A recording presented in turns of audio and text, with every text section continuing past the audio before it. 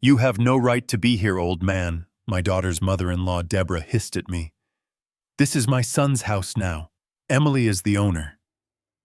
I just stood in the living room I built with my own two hands. I looked at my daughter who was weeping in the corner. I looked at the trash they had spread everywhere. "Actually," I said, "you're trespassing." 5 minutes later, as they were escorted off the property, I only had 3 words left for them. "Get out now." Before I tell you how I found out my daughter was a prisoner in the very home I gave her, please let me know where you are watching from in the comments below. My name is William Anderson, but everyone just calls me Bill. I am 70 years old. Hit that like button and subscribe if you believe that family is something you fight for. I gripped the steering wheel of my F-150. The leather on it was worn smooth, shiny after 20 years, but my calloused palms still felt every crack. I've spent 50 years as a contractor pouring foundations and framing houses all over Chicago. I learned a long time ago that wood, steel, and concrete always tell the truth. People don't. This truck and the toolbox on the passenger seat were the only things I really trusted anymore. That toolbox was my life. Saws, drills, levels, tools that built things, tools that fixed what was broken. In the truck bed, a young Meyer lemon tree, its root ball wrapped carefully in burlap, rattled slightly every time I hit a bump on Interstate 55. It was a gift, a symbol. My late wife Sarah had always wanted a lemon tree. She passed 2 years ago, and the memory of her is still a cold, empty hole in my chest every morning. I was 3 hours south of the city, heading to the country house near the Illinois River. This wasn't a social call. This was an inspection. My daughter Emily, my only kid, was living there. I had finalized the paperwork last week. I told her the house was a gift, a fresh start.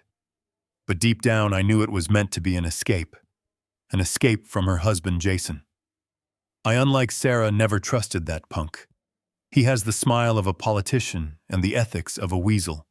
He calls himself a real estate developer. But for the 5 years he's been married to my girl, the only thing he's developed are credit card debts and a beer gut. He was living off Emily, off her sweetness, off her endless patience, and it was driving me insane. Sarah saw right through him. "He's a bad shim and a load-bearing wall, Bill," she'd told me, her voice thin from the chemo. "One day he's going to collapse, and he'll take our girl down with him." She was right. She was always right.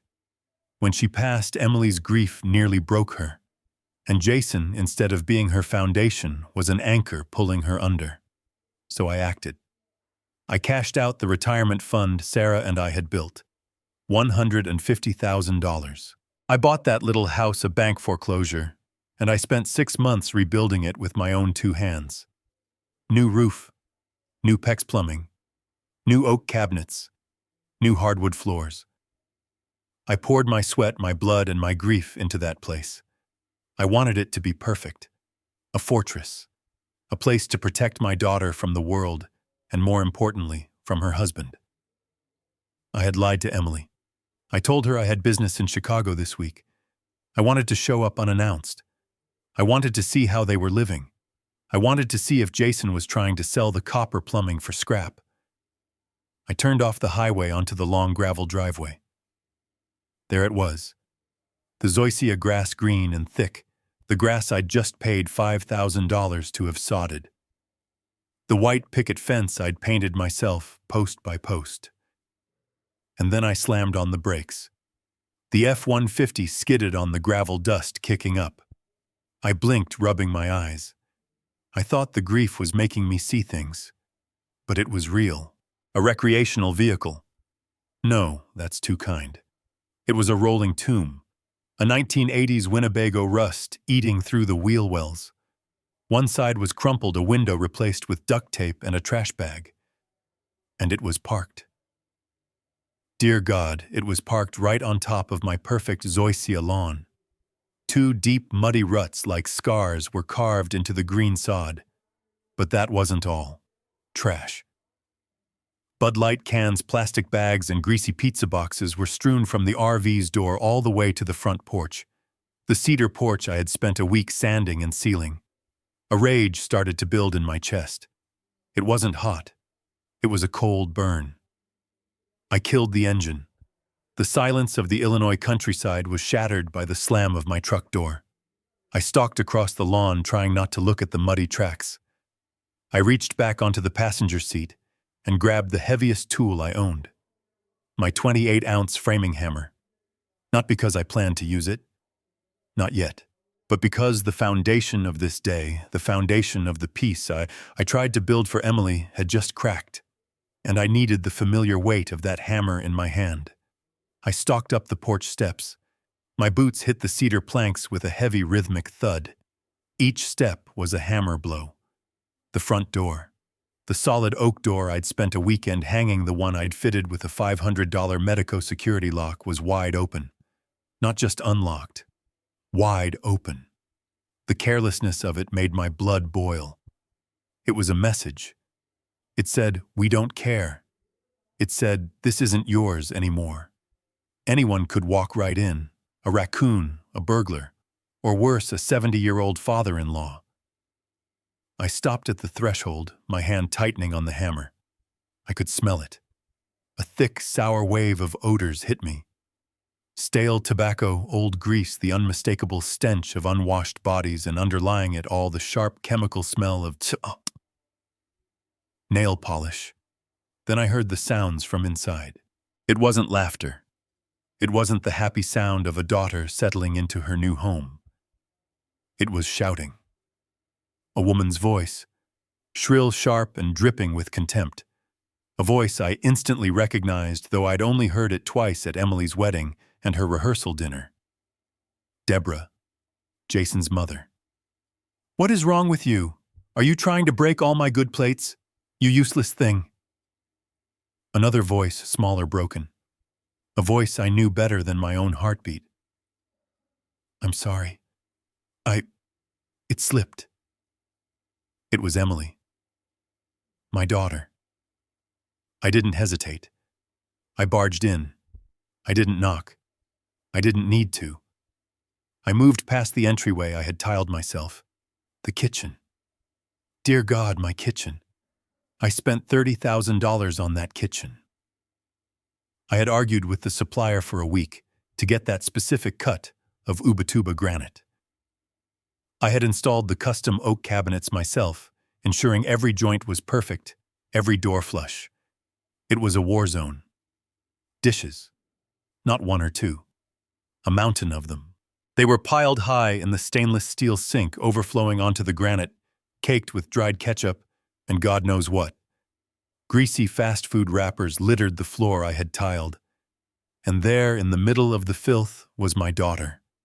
Emily was on her knees, on the Italian tile floor I had laid just last month. She was frantically trying to scrub a puddle of spilled orange juice with a dirty rag. Her hair, usually so neat, was matted and pulled back in a messy bun. She was wearing an old stained t-shirt that I recognized as one of mine from 20 years ago. And she was crying. Her shoulders shaking with silent, desperate sobs. Sitting perched on the kitchen island, the island I built like some vulture on a fence post, was Debra. She was painting her toenails, a bright, vulgar red. The stench of the polish remover filled the air. She was examining her foot with intense concentration, not even bothering to look down at her daughter-in-law, who was kneeling just inches away. At the dining table, the one that came with the house, sat two men I didn't recognize. One older paunchy with thinning gray hair, who must be Gary Debra's husband. He was shoveling cereal into his mouth straight from the box. The other was younger, maybe 40, fat, wearing a stained undershirt that showed off his belly. Jason's brother, Mitch. They were both glued to a 50-inch television, not the one I bought, that was blaring a football game so loud, the walls seemed to shake. They didn't even notice me.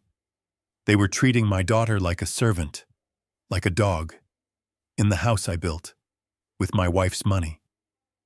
The framing hammer felt heavy and suddenly very small in my hand. "Emily!" I roared. My voice bounced off the new drywall louder than the television. The entire room froze. Debra jumped, smearing red polish across her foot. "Damn it!" she hissed, looking up her face a mask of annoyance.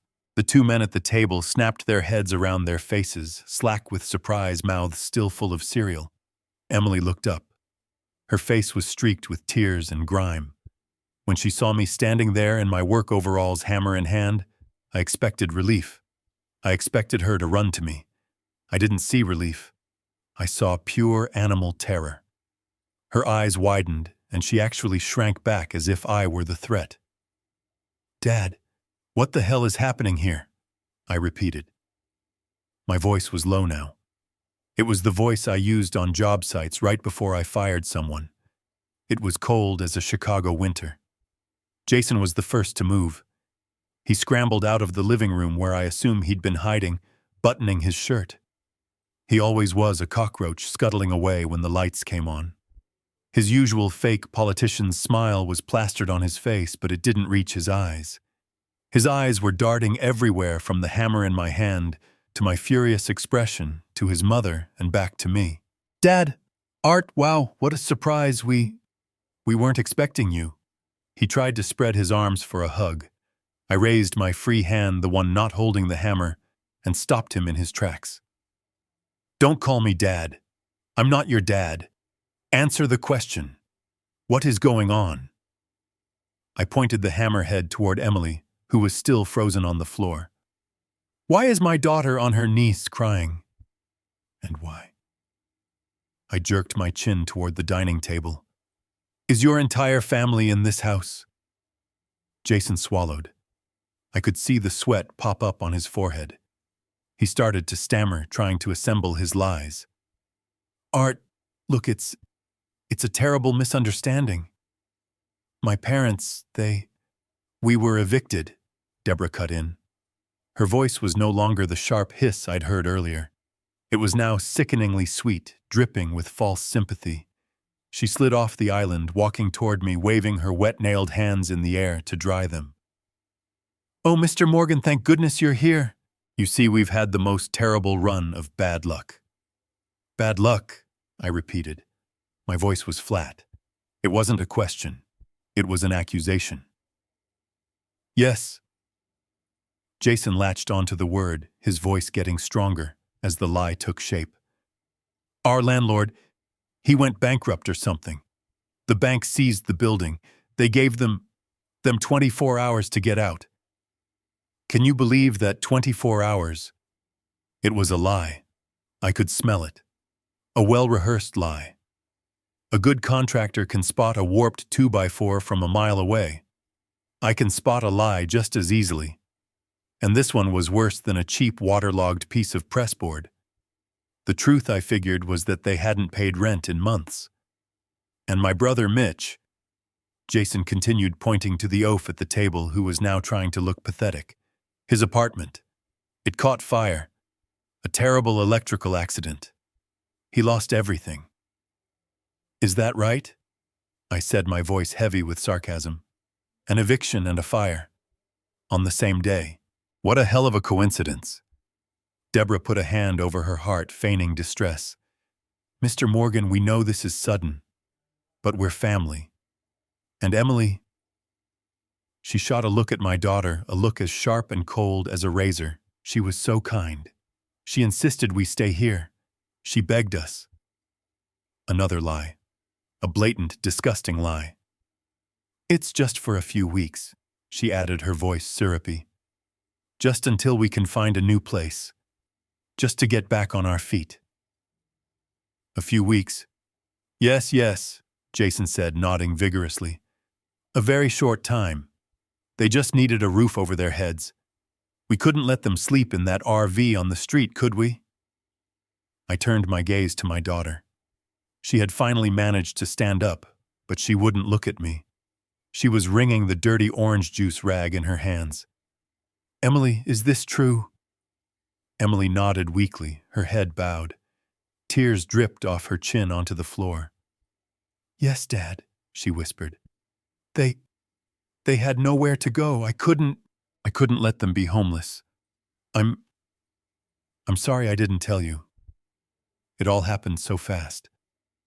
She was lying, or she was being forced to lie. I saw her eyes flick quickly toward Jason, just a fraction of a second. But it was enough. It was fear. She was terrified of him. I understood. In that instant, I understood. I couldn't confront them, not now. If I threw them out, Emily would be the one to pay the price as soon as my truck left the driveway. I was trapped. I'm just tired," Emily whispered as if reading my thoughts. "They're helping me get things organized." Organized, I looked around the kitchen. It looked like a tornado hit it. But I saw the terror in my daughter's eyes. I had to play their game. For her. "All right." I said the word, tasting like ash in my mouth. A few weeks. I saw Jason and Debra visibly relax. The tension left their shoulders. Jason's fake smile returned. Debra looked smug. "But," I continued, "we're going to have some rules." I took a long, slow breath. I looked at Debra at her fake, brittle smile. I looked at Jason, who was sweating. And I looked at my daughter Emily, who was desperately trying to become invisible.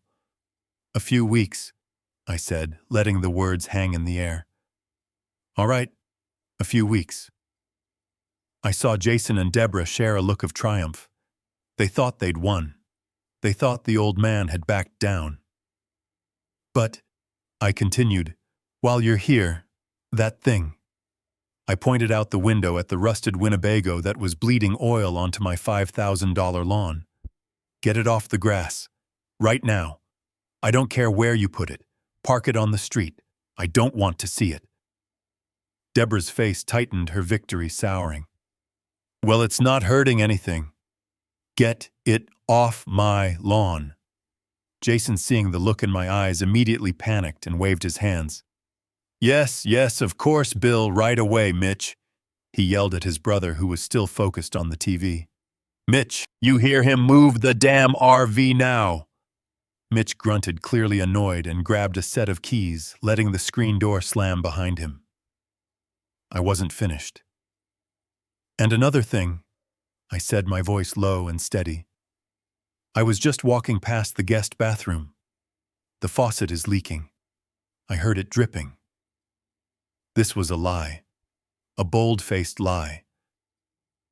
I had installed that $200 Kohler faucet myself. It was solid brass ceramic discs. It wouldn't leak for 50 years. But I needed a reason. A reason they couldn't refuse. "I'm staying the night to fix it," I announced. If the room was icy before it was now the dark side of the moon. I watched Jason and Debra exchange a look. It wasn't just annoyance this time. It was pure, unadulterated panic. Staying the night." Jason stammered, the fake smile completely gone. He looked like a fish gasping for air. But Bill, the house is a mess. You saw it. We don't even have a proper bed for you. You'd be much more comfortable at the Holiday Inn in town. Really, we can even pay for it." "You'll pay for it," I raised an eyebrow. "With what money? No." I cut him off before he could stammer another excuse. "I'm not comfortable sleeping in a hotel," I said, my voice hard. "I'm not comfortable when a $200 faucet is dripping. That's wasting water. Wasting my money. I'm staying. The sofa will be fine." Emily, for the first time, looked directly at me. I saw a flicker of hope in her eyes, a tiny spark immediately drowned by that same terrible fear. She wanted me to stay. And she was terrified of what would happen if I did. "That settles it," I said, cutting off any more protests. I turned, walked back to my F-150, and grabbed my heavy-duty Milwaukee toolbox from the passenger seat. It was heavy. It was solid. It was real. I carried it back inside, walking right past Debra so close she had to physically recoil to avoid being hit by the metal box. I set it down in the middle of the living room floor with a heavy, definitive thud. It was a statement. It was an anchor. William Anderson was not leaving. I looked at the terror and fury swirling in the eyes of my new house guests. I knew in that moment I had just kicked the hornet's nest. Good. I looked at my heavy toolbox sitting in the middle of their living room. It was an anchor, and I was the ship. Jason, I said, my voice dangerously calm. Put my bag in the guest room. Jason looked like a cornered rat. He looked at his mother, then at me. He couldn't refuse, but he couldn't obey either. Ah, about that art. The guest room. Well, Mitch is using it. I kept my face neutral. Mitch. The 38-year-old unemployed son. The one who lost his apartment in the fire. Yeah, Jason stammered. He needed the space. He's got a lot of stuff. I see. I didn't move. I just stared at him. Fine. Then I'll take the master bedroom. The one I designed for Emily and you. The one with the lake view. Jason's face went white. He physically recoiled. Oh, no. You can't, Art. That one is taken too. Taken, I said, my voice dropping even lower. By who? Jason wouldn't look at me. He mumbled into his chest. My parents are in there. You know, they're older. They need the private bathroom. I was speechless. That room was Sarah's. When we were rebuilding the house, Sarah was already weak from the chemo. She sat in her wheelchair in the gutted frame of the second floor and pointed with a trembling finger.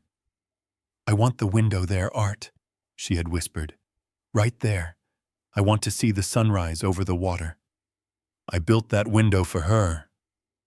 I insulated that room myself, twice as much as code required, so she would never be cold. I put in the hardwood floors thinking it would be a sanctuary for her. And after she was gone, I gave it to Emily as a legacy, a piece of her mother's soul. And now, Debra and Gary, those vultures, they were sleeping in Sarah's room. I didn't say a word. I didn't trust myself to speak.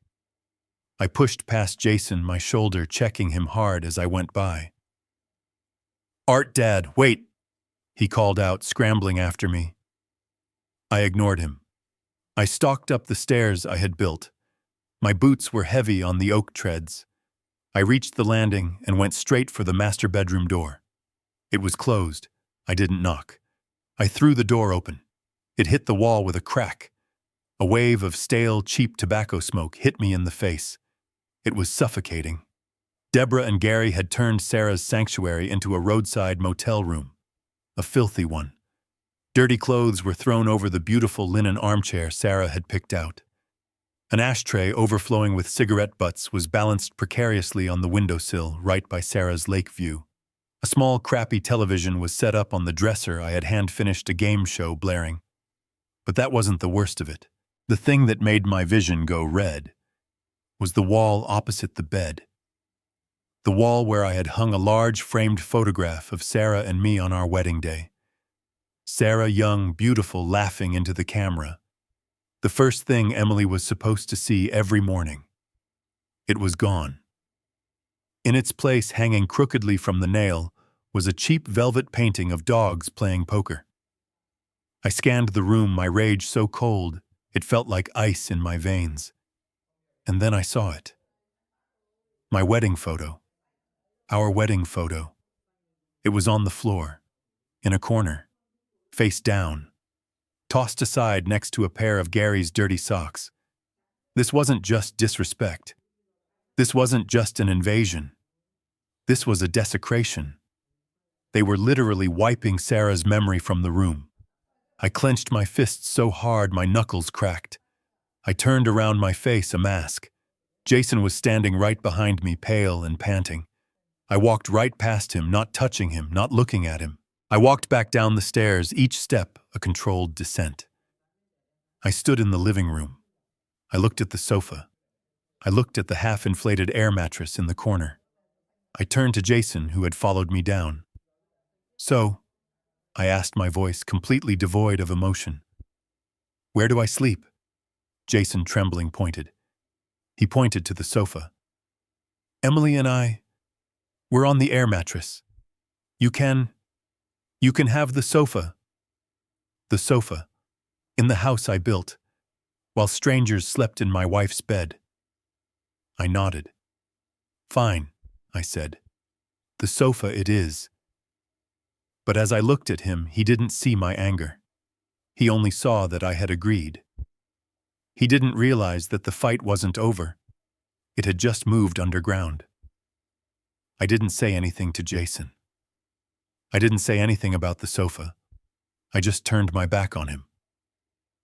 I walked away from the living room, past the disastrous kitchen, and toward the back door that led to the garage. "Dad, Art, where are you going?" Jason called after me, his voice laced with a new anxiety. "My tools," I said, not looking back. "I'm putting my tools away." If the master bedroom was Sarah's sanctuary, the garage was mine. It was more than just a place to park a car. It was my workshop. I had spent 2 weeks organizing it. I'd installed a heavy-duty workbench, wired extra 220-volt outlets, and set up pegboards.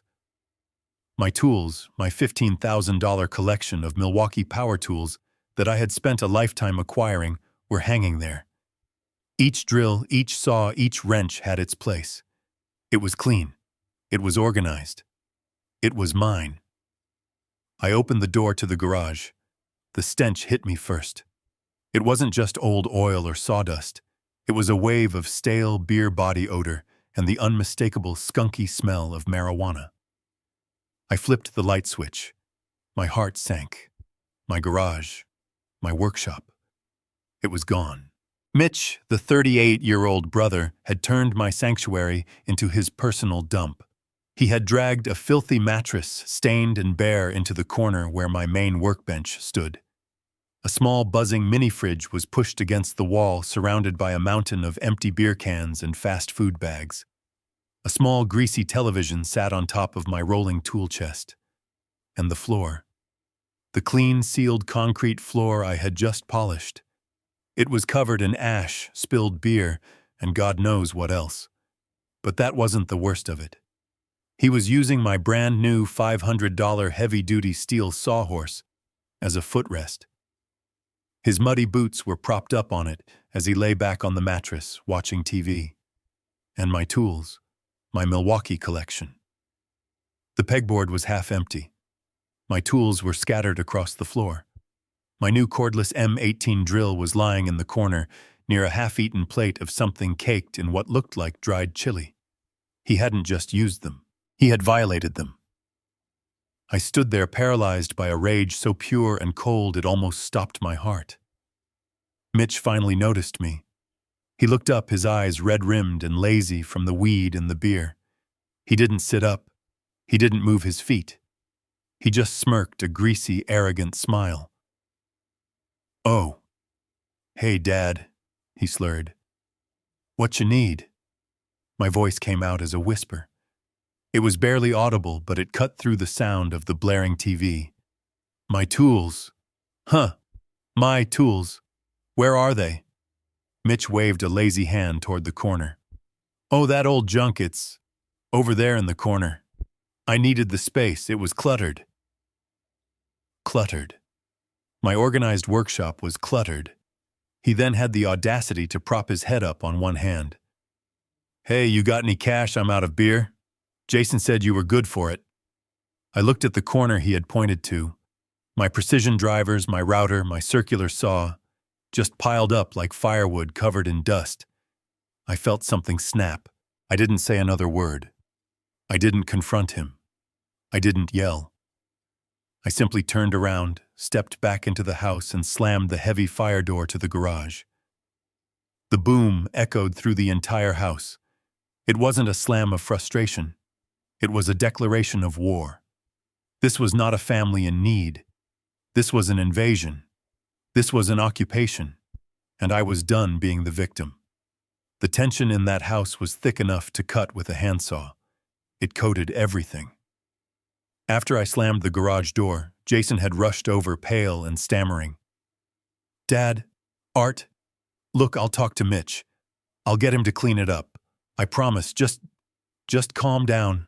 Emily is making dinner. Let's just have a calm family dinner." Family dinner. I'd repeated the words, tasting like poison. But I looked over his shoulder and saw Emily in the kitchen, her face pale with terror, frantically pulling pots and pans. She was trapped, and my yelling wasn't helping her, so I nodded. "Fine. Dinner." Now I was sitting at the dining table I had built, watching my daughter struggle to cook for 6 people in a kitchen that looked like a bomb had gone off. She was sweating, trying to juggle 3 pans on the stove, while also placating Debra, who was complaining that the smell of garlic was too strong. I just watched. I kept my mouth shut. I observed. Emily finally brought the food to the table.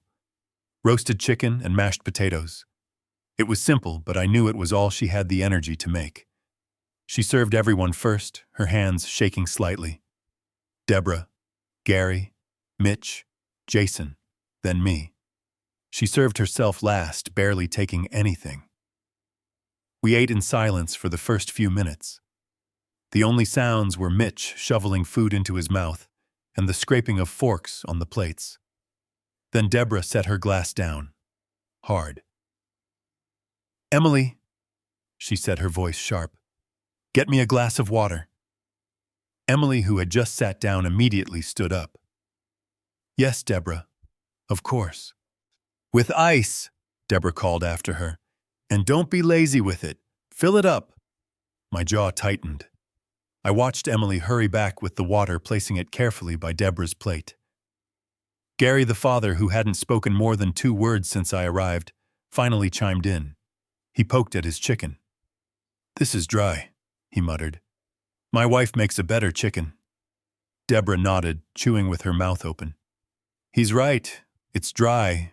You have to learn to keep the moisture in, girl." Mitch, speaking around a mouthful of potatoes, "Oh, Ed. You out of mashed potatoes already? You made like nothing." I looked at Jason, my son-in-law, the man who was supposed to protect my daughter. He was staring intently at his plate, eating as if nothing was wrong. He was a coward, plain and simple. "Jason," I said, my voice quiet but cutting through the tension. He flinched, looking up. "Yeah, Art. You're not going to say anything. Say what?" "Your wife," I said, pointing my fork at Emily, "is being treated like a servant." Jason turned red. He shot a terrified look at his mother, then at me. He had to choose a side, and he chose wrong. "Dad, Art, come on," he said, trying to laugh it off. "They're just giving feedback. Right, Mom?" He turned to Emily, his voice fake and placating. "That's right, honey. Mom's right. The chicken is a little dry. You should just pay more attention next time. No big deal." That was it. That was the snap. The sound of a man's patience breaking.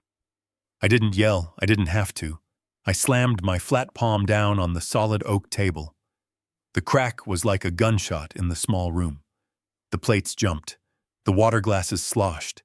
Mitch dropped his fork. Everyone froze. "Shut up," I said. My voice was low, but it vibrated with 50 years of controlled anger. "All of you, shut up." I turned my gaze on Debra.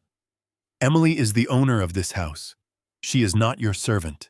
She is not your maid. And she is not girl." I looked at Gary and Mitch. "You are guests. You are eating food she cooked in a house she owns. You will show some damn respect, or you can get out and eat from that trash heap you call an RV." I looked at Jason. "And you're her husband. Act like it. Or God help you, I will." I sat back expecting, I don't know what I expected. Yelling a fight.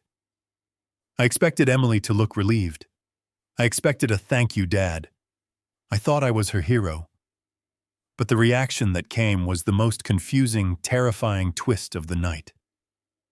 Emily burst into tears. But it wasn't a cry of relief.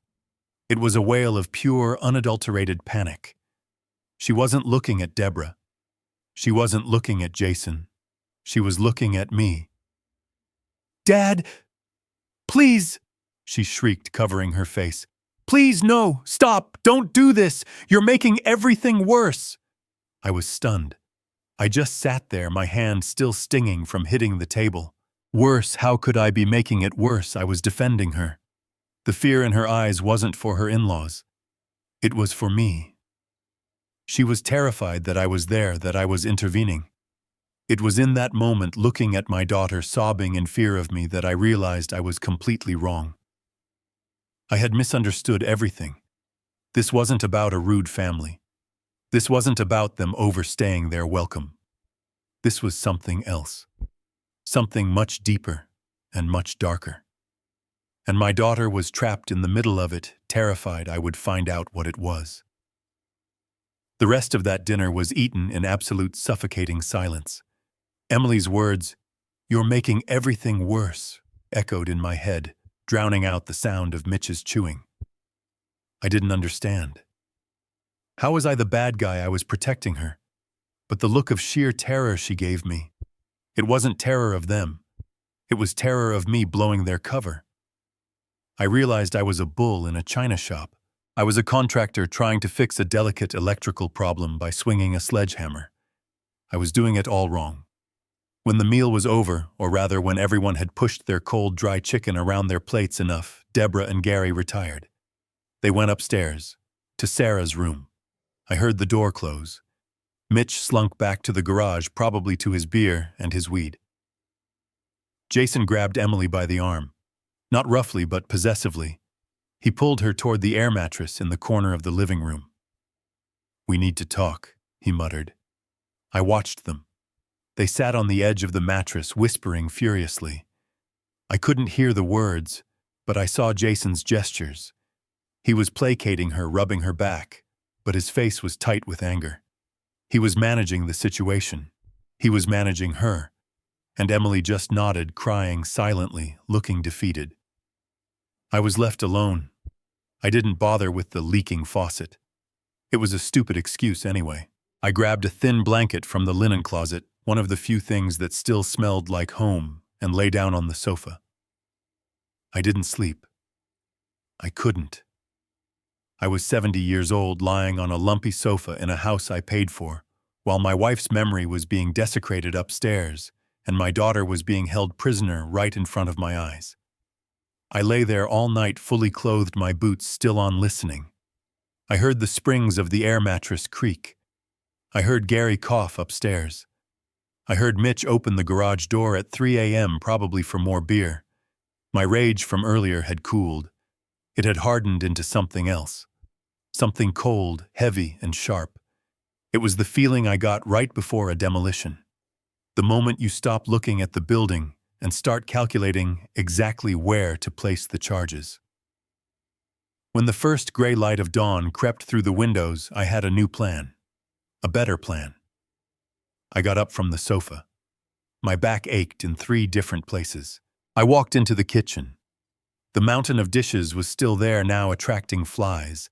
I didn't touch them. I just made coffee. Debra was the first one down, shuffling into the kitchen in a dirty pink robe, her face puffy. She looked surprised to see me. She probably expected me to be gone. "You're still here," she said.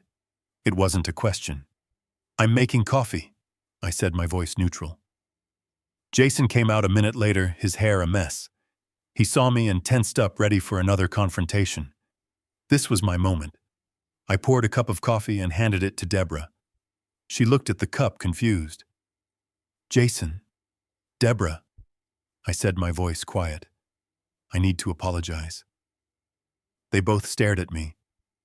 "I was hot-headed last night," I said, looking at the floor like a defeated man. "I was upset. Seeing the picture frame, it brought back memories of Sarah. I took it out on you."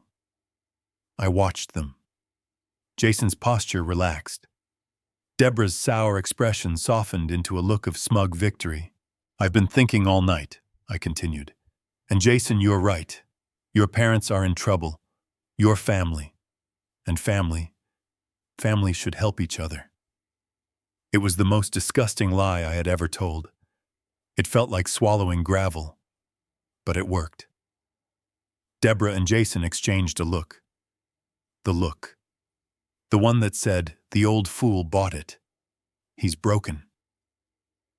"Oh, Bill," Debra said, her voice dripping with fake sympathy. "We understand. You're grieving. We're just trying to help Emily, you know. Take some of the burden off her." I know, I said, and I'm getting in the way. I took a deep breath. This was the critical part. Look, I'm a mess right now. I just remembered I have an appointment back in Chicago. My cardiologist. My follow-up, you know. I tapped my chest. They knew I'd had a mild heart attack 3 years ago. It was the perfect leverage. I completely forgot about it. I have to drive back today. Jason's face lit up. He was trying to hide his relief, but he was terrible at it. "Oh no, of course, Bill. You have to take care of your health. That's the most important thing." "Yeah," I said. "So I'm gonna head out. I'll probably be gone. A few days. Maybe till the end of the week. You all just get settled. Do what you need to do." I was giving them the rope. I just needed to see if they would hang themselves with it. I'll come back this weekend, see how things are." "That's great, Dad," Jason said, using the word dad now that he thought he was in control. He stepped forward and gave me a one-armed hug. "Thank you. You're the best. Really. We'll take good care of Emily. Drive safe." I had to stop myself from shoving him through the drywall. I just patted his back. "Right. I'll see you, son."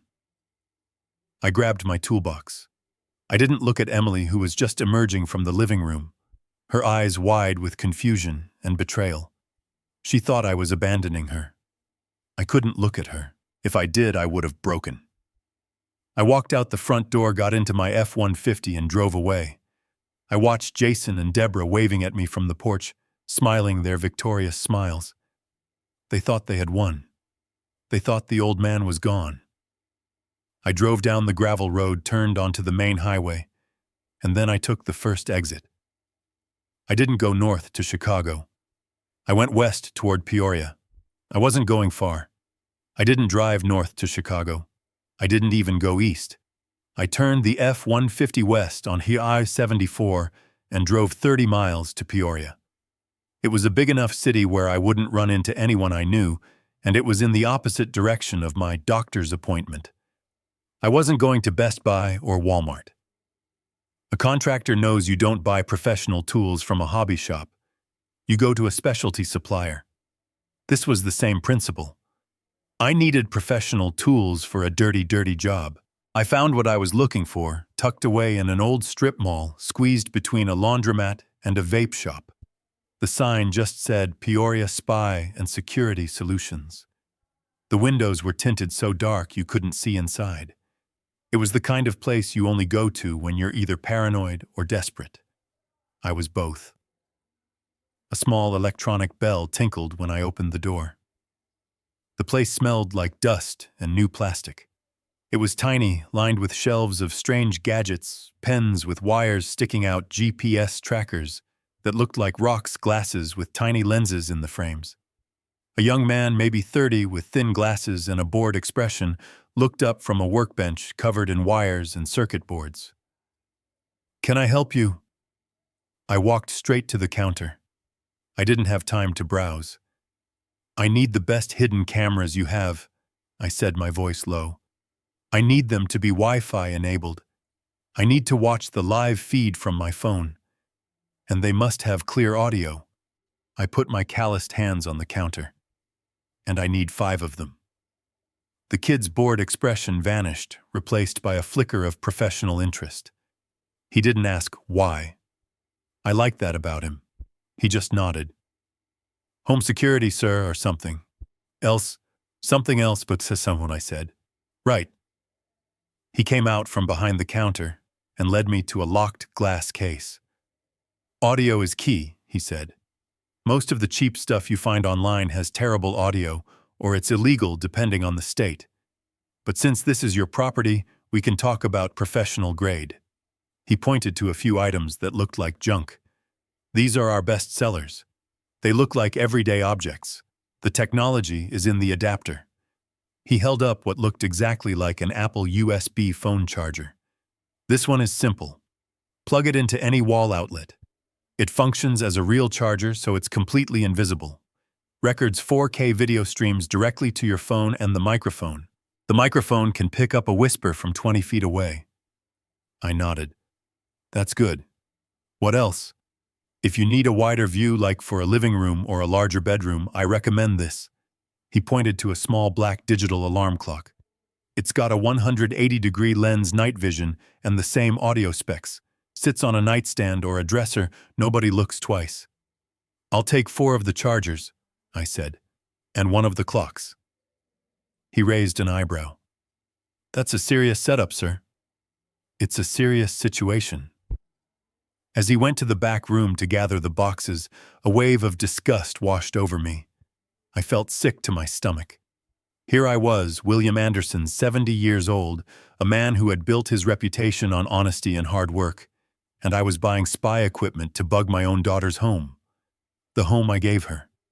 I was violating her privacy.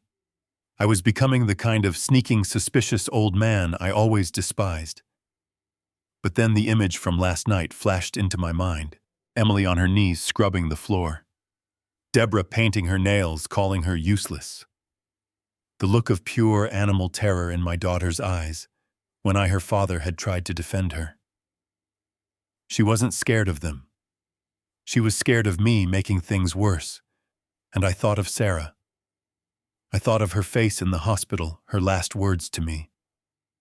Protect our girl, Bill. Protect her from him. I had failed. I had handed her over to the wolves wrapped in the gift of a new house. The guilt of spying vanished. It was replaced by the cold, hard certainty of a contractor checking a foundation. The foundation was cracked. And I wasn't just going to patch it. I was going to find out why it cracked, and if I had to tear the whole damn thing down and start over, I would. The kid returned with 5 small plain boxes. All right, that'll be $812 plus tax. $800, flat, cash, I said. He smiled. Cash is good. I pulled 9 fresh $100 bills from my wallet, part of the emergency cash I always keep hidden under the floor mat of my truck, and laid them on the counter. I didn't want a paper trail. He counted the money, then swept it into a drawer. He handed me a plain black plastic bag. They're already charged. The app is simple. Just scan the QR code on the back. You'll be set up in 5 minutes. As long as they're plugged in and the house has Wi-Fi, you'll see and hear everything. I nodded, taking the bag. It felt heavier than my 28-ounce framing hammer. I walked out of the store, the bell tinkling behind me. I got back in my F-150 and sat there for a minute, the bag on the seat beside me. I was about to cross a line I could never uncross. But Sarah would never forgive me if I let them destroy our daughter. I put the truck in gear. It was time to go back. I didn't drive back right away. I couldn't risk them still being there. I drove to a diner in Peoria, ordered a black coffee I didn't want, and watched the clock on the wall. An hour passed, then another. Every minute felt like sandpaper on my nerves. I needed them all out of the house, all of them. At 2 p.m., I figured it was safe. I pulled out my phone and dialed Emily. This was the gamble. If Jason or Debra answered, it rang once, twice, then a click, but no one spoke. Emily! I kept my voice low. I heard a sharp intake of breath, then a choked, frantic whisper. Dad! Oh my God, Dad! Are you alone? I said, cutting her off. Yes, she sobbed. They all went to the store, to Walmart. They took my credit card. I didn't want to go. They said I had to stay and clean the bathrooms. They took her card. The bastards. My fury solidified into a cold, hard resolve. Listen to me, I said, my voice calm, controlled. I left my wallet. I think it's on the sofa under the cushion. Can you check? This was the pretext. My wallet was safe in my back pocket. Yes. Yes, she said, desperation in her voice. It's here, I see it. Are you coming back? Dad, please. I'm coming back to get it right now, I said. I'm about 20 minutes out. Just have it ready. I hung up, threw $5 on the counter, and ran to my truck. I drove back, not like a 70-year-old man with a heart condition, but like a desperate father. I pushed the F-150 racing the clock. I didn't drive up the main driveway. I took the old access road I'd used during construction, parking the truck behind a stand of pine trees, 100 yards from the house. I ran. I moved faster than I had in years, the black plastic bag from the spy shop clutched in my hand. I came in through the back door, the one off the kitchen. Emily was standing there, wringing her hands, my wallet clutched in her fist. She looked pale, terrified. Dad, you have to go, she whispered, trying to push the wallet into my hand. They could be back any minute. Jason, he was so mad you stayed. I grabbed her shoulders, gently but firmly. Breathe, Emily. Just breathe. Look at me. Her terrified eyes met mine. I'm not leaving, I whispered. Not really. I'm handling this, but I need you to trust me. Don't say a word. Don't tell them I came back. Do you understand? She nodded, tears welling up again. Good girl, I said. Now stand by the front window. Watch for their car. If you see that disgusting RV or Jason's car turn onto the road, you cough. Loudly. Twice. Got it. She nodded again, wiping her eyes, and ran to the living room window, peering through the blinds like a soldier in a foxhole. I got to work. I was a contractor. I knew how to move. I pulled the 5 small boxes from the bag. First, the kitchen. I ripped open the first USB charger. I unplugged the coffee maker. I plugged the spy camera into the outlet on the counter, then plugged the coffee maker into it. It was perfect. It had a clear view of the kitchen, the dining table, and the back door. Second, the living room. Emily was there, her back to me, watching the road. I moved to the entertainment center. I found the outlet behind the big screen TV they had brought in. I plugged in the second charger. It would capture every word spoken on that sofa. Third, I ran upstairs. My heart hammered as I approached Sarah's room. I pushed the door open. The smell of stale smoke and cheap perfume hit me.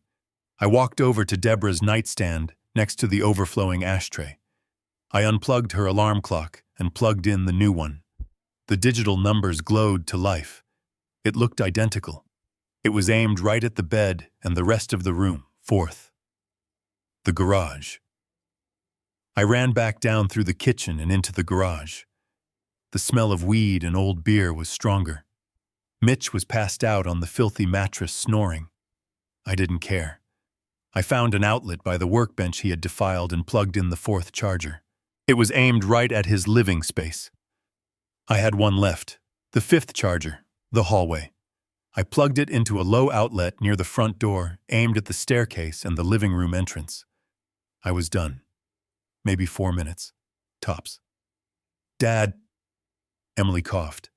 A sharp, loud, terrified cough. My blood ran cold. Again, I whispered. Calf, calf. She coughed again, her voice shaking. Go back to the kitchen, mop the floor. Do something, I hissed. I ran to the back door, the empty boxes crushed in my hand. I shoved my old wallet back into my pocket. I sprinted back through the yard, diving into the tree line just as I heard the rumble of that cursed Winnebago turning onto the gravel driveway. I didn't stop running until I was back in my truck, my heart pounding against my ribs, gasping for air. I drove off, taking the access road, my tires spinning in the dirt. I felt like a spy. a commando in his own family's tragedy. But it was done. The eyes and ears, as far as were in place. I drove 15 miles down the highway, my knuckles white on the steering wheel. My hands were still shaking from the adrenaline, from the fear of being caught. I pulled into a Motel 6, the sign buzzing with a missing letter. It was the kind of place people go when they don't want to be found. It was perfect. I paid cash for one night. The room smelled like industrial bleach and stale cigarettes, a chemical cocktail that burned my nose. The carpet was a stained, ugly shade of brown. The bedspread had a pattern I'm sure was designed to hide stains. It was a miserable box, but it was my command center. I locked the deadbolt, pulled the chain, and jammed a chair under the doorknob just in case. Old habits from rough job sites. I pulled my laptop from its case. It was an old heavy Dell, but it was reliable. I sat on the lumpy bed, booted it up. The motel Wi-Fi was painfully slow. A spinning wheel. I found myself holding my breath. What if it didn't work? What if the signal was too weak? What if they found the cameras? Finally, the desktop loaded. I clicked the icon for the camera app the kid at the spy shop had told me to download. The screen flickered. And then, they appeared. 5 small black screens, one for each camera. They loaded one by one. Screen 1, the kitchen. Empty. The mountain of dishes was still there. Screen 2, the living room. Empty. My toolbox was still sitting by the sofa, an anchor of my presence. Screen 3, the hallway. Empty. Screen 4, the garage. I saw Mitch passed out on the mattress, snoring. The idiot was still asleep. Screen 5, the master bedroom. Sarah's room. Empty. The bed was unmade. The painting of the dogs playing poker was still crooked on the wall. They were all online. They were all working. I plugged in my earbuds and cranked up the volume, isolating the audio feeds. I heard nothing. Just the hum of the refrigerator. The sound of Mitch snoring. I sat back, and I waited. It was the hardest thing I've ever done. I'm a man of action. If a wall is crooked, I tear it down. If a pipe leaks, I fix it. But now all I could do was sit in a cheap motel room smelling bleach and watch. I felt useless. I felt like a coward. And I felt guilty. I was spying on my own daughter. What kind of father does that? Then, thought of Sarah's face. Protect our girl Bill. No, I wasn't a coward. I was a father. I was doing what I had to do. I was gathering evidence. I wasn't going to go in swinging a hammer this time. I was going to go in with a wrecking ball made of lawyers and videotape. An hour passed. My coffee went cold. Then I heard it. The sound of a car door slamming coming through the hallway camera's microphone. I leaned forward, my eyes glued to the screen. The front door opened. Debra and Gary walked in, their arms full of grocery bags. Jason and Mitch, who must have woken up, followed. Emily was last, carrying the 2 heaviest cases of water. The show was starting. Put that stuff on the counter, Debra ordered, dropping her purse on the dining table. And don't just stand there, Emily. Start unpacking. I want that chicken in the oven in 10 minutes. I watched Jason walk right past his wife, who was struggling with the water, and collapse onto the sofa. He picked up the TV remote. Mitch threw a bag of chips on the counter. Did you get my beer? I told you to get the Coors. They only had Bud Light, Debra snapped. You'll drink what we give you. And you, she pointed at Emily, stop staring and start cooking. We're starving. I felt the familiar cold rage rise in my throat, but I swallowed it down. I wasn't Bill the father right now. I was Bill the contractor. I was inspecting the damage. I sat there in the growing darkness of the motel room, my face lit only by the pale glow of the 5 screens. I watched my daughter work. I listened to them complain. I listened to them treat her like dirt. I felt like God watching a world I had created fall apart, and I knew I couldn't look away. I had to see it all. I owed it to Sarah. I owed it to Emily. I sat in that bleach-stinking motel room for hours. The sun set, and the room went from gray to black. I didn't turn on a light. I just watched the 4 glowing screens on my laptop. I watched my life, my daughter's life, play out like some sick reality show. It was around 3 in the afternoon when I saw Debra walk into the kitchen. She was holding a piece of paper and a roll of tape. I watched her tape it to the front of the stainless steel refrigerator I had installed. I clicked the zoom function on the app. My fingers were stiff. It was a chore chart, a handwritten list of every job in that house. Cook breakfast, cook lunch, cook dinner, wash dishes, take out trash, clean all bathrooms, do laundry, mop floors. Down the side there were headers for the names: Jason, Debra, Gary, Mitch, Emily. My blood went cold. Next to every single task in Debra's looping, arrogant handwriting, there was a check mark under only one name: Emily. Emily. Emily. Emily. Emily. They hadn't just moved in. They had formalized their slavery. They had created a document to prove it. The afternoon wore on. I watched them drift in and out. Gary sat at the dining table reading the paper, leaving crumbs everywhere. Mitch came in from the garage, grabbed a beer, and left a smudge of grease on the refrigerator handle. Jason sat on the living room sofa, his feet on the coffee table, talking loudly on his phone about some big deal that was about to close. And through it all, Emily moved like a ghost. She cooked their lunch. She cleaned their mess. Not one of them offered to help. Not one of them even said thank you. Evening came. I watched my daughter, my girl, struggling in the kitchen I built. She was trying to make a big pot of soup and some chicken. The others were in the living room, the TV blasting. I could hear it through the living room mic. They were laughing at some stupid game show. Emily was alone, sweating, her hair sticking to her face. Debra walked in. She didn't offer to help. She walked right over to the stove, grabbed a spoon, and dipped it directly into the soup pot. She tasted it. Her face twisted into a mask of disgust. "My God, girl!" she snapped. I heard her voice clearly through the kitchen mic. "Did you dump the whole salt shaker in here? This is slop. It's inedible." Emily shrank back, her hands flying to her apron. I just followed the recipe, Debra. I can add more water, maybe some potatoes." "You'll do no such thing," Debra snapped. "You'll dump it. Dump it all out and start over. We're not eating this pig slop." I watched in disbelief. I watched as my daughter, her shoulders shaking, carried the heavy steaming pot of soup food for 6 people to the sink and poured the entire meal down the drain. She turned back to the cutting board, tears streaming down her face, and picked up a knife to start chopping new vegetables. Debra just watched her for a moment, a look of cold satisfaction on her face before turning and walking back to the living room yelling, "That girl, I swear she can't do anything right."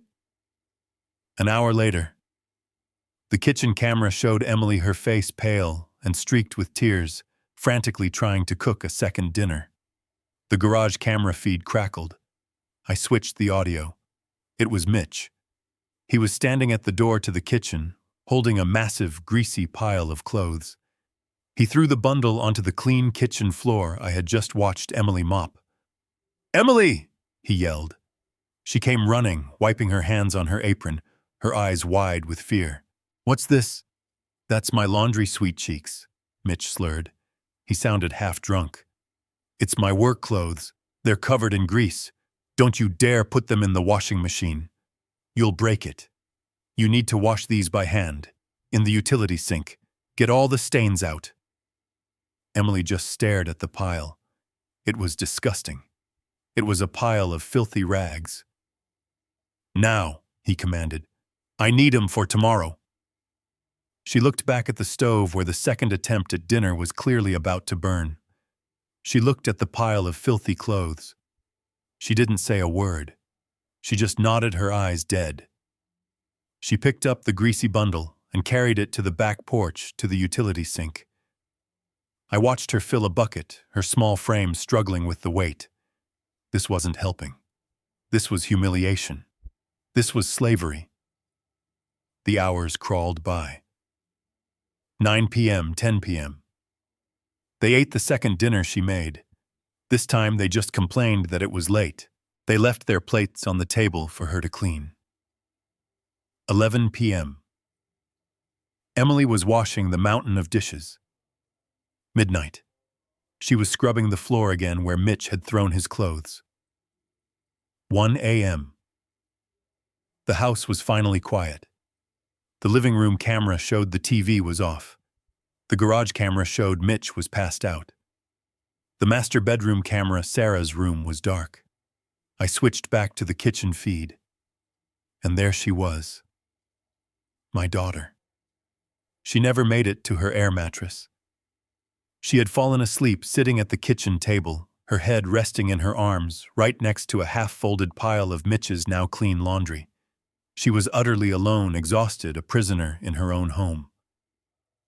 I sat there in the total darkness of my motel room, the only sound, the cheap air conditioner humming. I didn't feel anger anymore. That was gone. I felt something colder, something heavier. I felt the quiet, absolute certainty of a man about to tear a building down to its foundation. And I knew I had to keep watching. I had to see it all. I must have fallen asleep in that stiff vinyl chair. My neck was locked in a painful cramp. I woke up to the gray light of the laptop screen. On the kitchen camera feed, Emily was gone. The kitchen was clean, or at least cleaner. The mountain of dishes was done. The counters were wiped. The pile of Mitch's laundry was gone. My daughter, at some point in the dead of night, had gotten up, cleaned up after all of them, and then I assume collapsed onto her air mattress. I looked at the clock on my laptop. 10 o'clock a.m. I'd been asleep for hours. I quickly checked the other feeds. Debra and Gary were in the master bedroom, Sarah's room, awake, watching that blaring game show. Mitch was in the garage smoking something and tinkering with my tools. My blood boiled, but I had to wait. Jason was in the living room, pacing back and forth, talking on his cell phone, loud and obnoxious. I knew what day it was. It was the 15th of the month. When Sarah and I drew up our wills, our lawyer, Mark Jenkins, had a very smart idea. We both knew Jason was a black hole for money. We didn't want him to get his hands on Sarah's inheritance. So we set up an irrevocable trust. It was Sarah's money locked away tight. The trust was set to pay out exactly $3,000 every month on the 15th. It was mailed by physical check, addressed only to Emily. It was her money. It was for the house bills, for food, for her to have a small piece of independence, a piece of her mother that Jason couldn't touch. I had been waiting for this day. I wanted to see what happened. At 10:32 a.m. I saw it. The living room camera, angled toward the front door, caught the flicker of the mail slot. I heard the clank as the mail dropped onto the hallway floor. Emily came out of the kitchen, wiping her hands on her apron. She looked exhausted, like a ghost in her own house. She bent down and picked up the small stack of letters. Instantly, Jason was off the sofa. He ended his phone call mid-sentence. He moved toward her, not like a husband, but like a hawk. "Mail's here," he asked, his voice overly casual. "It's just bills, Jason," Emily said, her voice flat, tired. She was shuffling through them. Junk. Bill?" "Let me see," he said, walking over, holding out his hand. "It's just bills," I said. "Give me the mail, Emily." His voice was low. I watched as her fingers hesitated, closing around one specific envelope, the one from the trust. Jason saw it. His eyes narrowed. He didn't ask again. He snatched the entire stack of mail from her hand. "Hey!" she cried out, a flicker of her old self. "Jason, that's mine. That's the trust fund check. Give it back." "It's our money, Emily," he sneered, tossing the junk mail onto the floor and tearing open the trust fund envelope. He pulled out the check. $3,000. Jason, please, she begged. Her voice was thin and reedy. That's for the utilities. The electric bill is past due. The house insurance needs to be paid. That money is for the house. Shut up, Emily. He snapped, his voice low and menacing. I need this. The project is finally moving forward. I need capital. He waved the check in her face. And you know we have to support the family. This is how we do it. Just then, Debra must have heard the argument. The kitchen camera feed showed her walking into the living room, robe pulled tight, a cup of coffee in her hand. What is all this yelling about? You're interrupting my show. She's trying to hide money from us, Ma, Jason said, pointing at Emily like she was a criminal. The check came. Debra's eyes lit up. She walked over to Emily and looked down at her, a look of pure contempt. You selfish little brat, she hissed. My hand balled into a fist. I wanted to smash the laptop screen. You're crying about bills, Debra continued, her voice dripping with venom. You want us all to starve while you hoard this money. I need my hair done. Mitch needs spending money. Gary needs his prescriptions. And your husband, she jabbed a finger at Jason, is trying to build an empire for you. $3,000 is nothing compared to what he's doing for us. Emily just stood there, tears rolling down her cheeks, defeated. It's my money, she whispered. It's our money, Jason corrected her. And then I watched the final betrayal, the act that sealed their fate. Jason didn't even put the check in his own pocket. He turned, smiled at his mother, and handed the check to her. Here, Mom, he said. You manage this. Make sure it goes where it's needed. Debra snatched the check from his hand. She folded it neatly and tucked it deep into the pocket of her robe. She smiled a smug, victorious smile. She patted Jason on the cheek. That's my good boy. Then she looked at Emily, who was standing there utterly broken. Now, Debra said, go finish the laundry and stop that crying. It's pathetic. I sat there in the dark, sour-smelling motel room. I picked up the full cold can of soda I'd been holding since last night. My hand was shaking.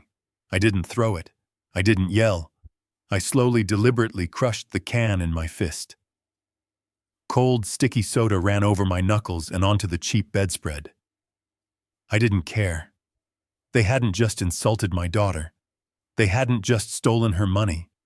They were committing calculated, systematic financial abuse right in front of my eyes. And they were doing it using Sarah's legacy. I had them. I had the proof, but as I watched them celebrate on the screen, a new, colder thought entered my mind. This was too easy for them. This was too practiced. This wasn't just about a $3,000 check. I had a feeling this went even deeper, and I was going to sit right here until I found out what it was. I didn't sleep. I couldn't. I sat in that stiff vinyl chair in the dark, the bleach smell burning my nostrils, and I watched. I watched the clock on my laptop click past midnight, then 1 a.m., then 2. The motel room was silent except for the rattling air conditioner and the pounding of my own heart. I'd bought a bag of stale pretzels from the vending machine down the hall. That was my dinner. I didn't care. I was hunting. On the glowing laptop screen, the house was dark, mostly. The garage camera showed Mitch had finally passed out on his filthy mattress, a half-empty beer can still clutched in his hand. The master bedroom camera, Sarah's room, was dark. The kitchen was empty. But the living room camera, that one was active. Emily was asleep, or at least pretending to be, on the air mattress shoved in the corner of the room.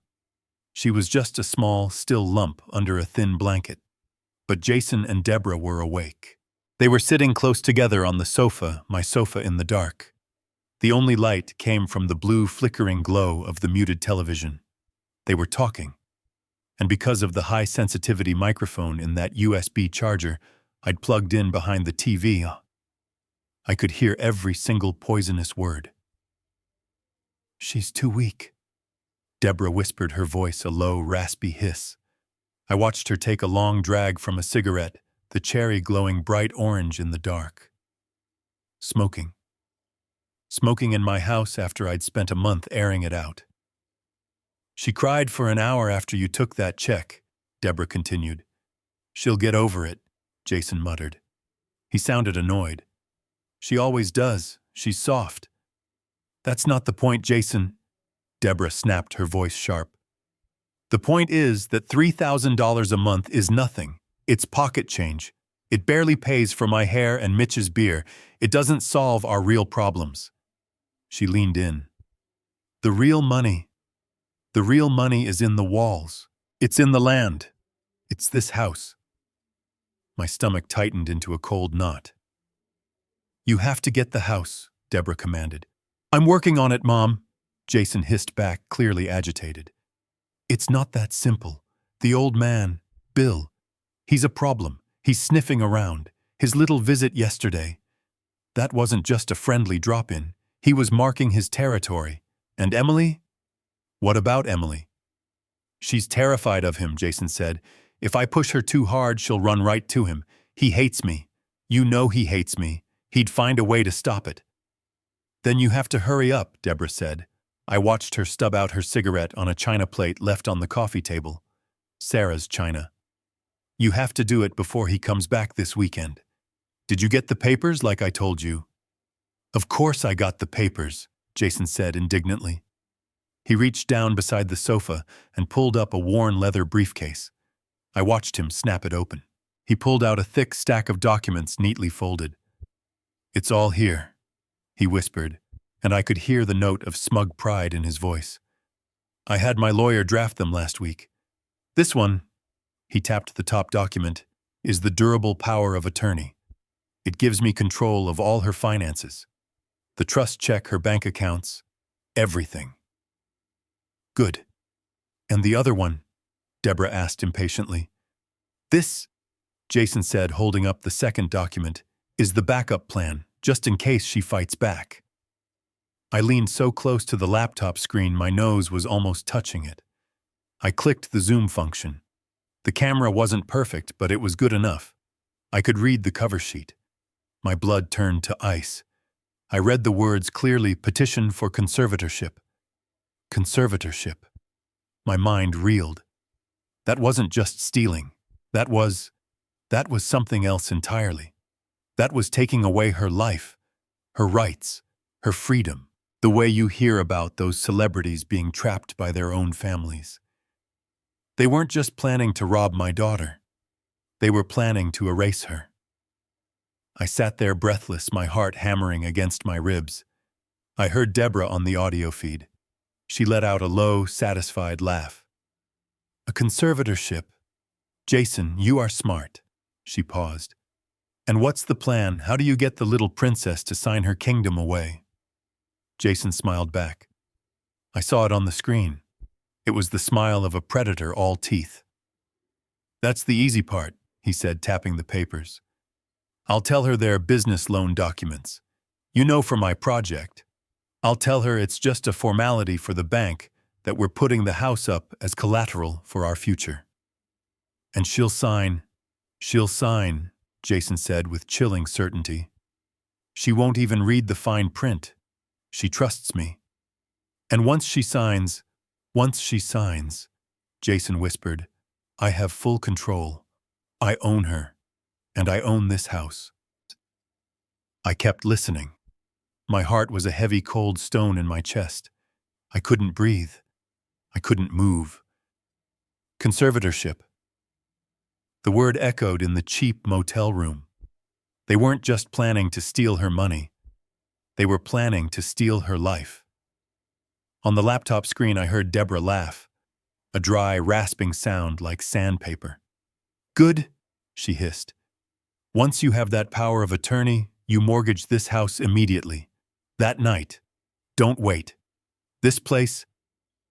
She looked around the living room. It's new. Good land. It's worth at least $1 million, maybe more. You can easily pull $500,000 out of it. 500,000, Jason. Think of it. 500. Jason's voice was greedy, excited. But what do we do with it? We pay off Mitch's gambling debts, Debra said, her voice low and conspiratorial. That bookie in Joliet is going to break his legs if we don't. And we'll finally have real seed money for your project. We'll be set. We'll be rich. I'd built a fortress, and I'd handed the keys to the enemy. I know, Jason said. I heard the sound of him pacing on the living room floor. But Mom, what if Emily finds out? What if she sees the bank statements? What if she finally tells the old man? Tell me, Emily. Tell me. I'm right here. I'm watching. There was a long pause. I watched the screen as Debra leaned forward on the sofa. The blue light from the muted television illuminated her face, making her look like a ghoul. She smiled. It was the coldest, cruelest smile I had ever seen. That, she whispered, is what the other paper is for, you idiot. The conservatorship. Jason's voice was hesitant. Exactly, she hissed back, clearly enjoying her own brilliance. The power of attorney is Plan A. That gets us the money fast. The conservatorship is Plan B. It's the insurance policy. It's how we keep the money and shut her up permanently. I felt sick. I wanted to vomit all over the stained motel carpet. Think about it, Debra continued, her voice dropping to a conspiratorial murmur. The girl is a wreck. We all see it. She cries all day. She barely eats. She's depressed. It's perfect. But that's because we're making her Shut up, Debra snapped. It doesn't matter why. It only matters that it's true. When she finds out about the mortgage and runs to her daddy, you file the petition. You go to the judge. You tell the court that your poor, sweet wife is unstable. No, they wouldn't. You tell them, Debra's voice was filled with venom, that she's suffering from severe, debilitating depression ever since her mother died, that she's mentally unfit to make her own decisions, that she's a danger to herself. My God, Mom. Gary and I will testify, Debra said, ignoring him. We'll tell the court how we had to put in to take care of her because she couldn't even feed herself. We'll say she's paranoid, that she's having delusions. Mitch will testify. The court will see a grieving, unstable woman and a loving, concerned husband. They'll grant the conservatorship to you, Jason, her husband. And once you're her legal guardian, Jason's voice was filled with a terrible, dawning awe. She can't testify against me. She can't access the bank accounts. She can't hire a lawyer. She can't do anything without my permission. Exactly, Debra cackled. And that old man, her father Bill, he won't be able to do a damn thing. He'll have no legal standing. It will be your word against his, and you'll be the loving husband taking care of your sick wife. We'll have everything, the house, the trust fund, and she'll be trapped. Powerless. This wasn't just an invasion. This wasn't just theft. This was a conspiracy. A cold, calculated plan to erase my daughter. They were going to use my love, the house I built for her, as a cage. They were going to exploit her grief for Sarah, twist it, and use it as a weapon to have her declared mentally incompetent just to steal her property. I couldn't watch anymore. I couldn't listen. I slammed the laptop shut. The screen went black, plunging the motel room into pitch darkness. But I could still see their smiling, ghoulish faces burned into my retinas. I sat there, my breath coming in short, ragged gasps. The silence of the room was deafening, broken only by the rattle of the cheap air conditioner. They had pushed me. They had insulted my wife's memory. They had abused my daughter. And now they were planning to destroy her. I stood up.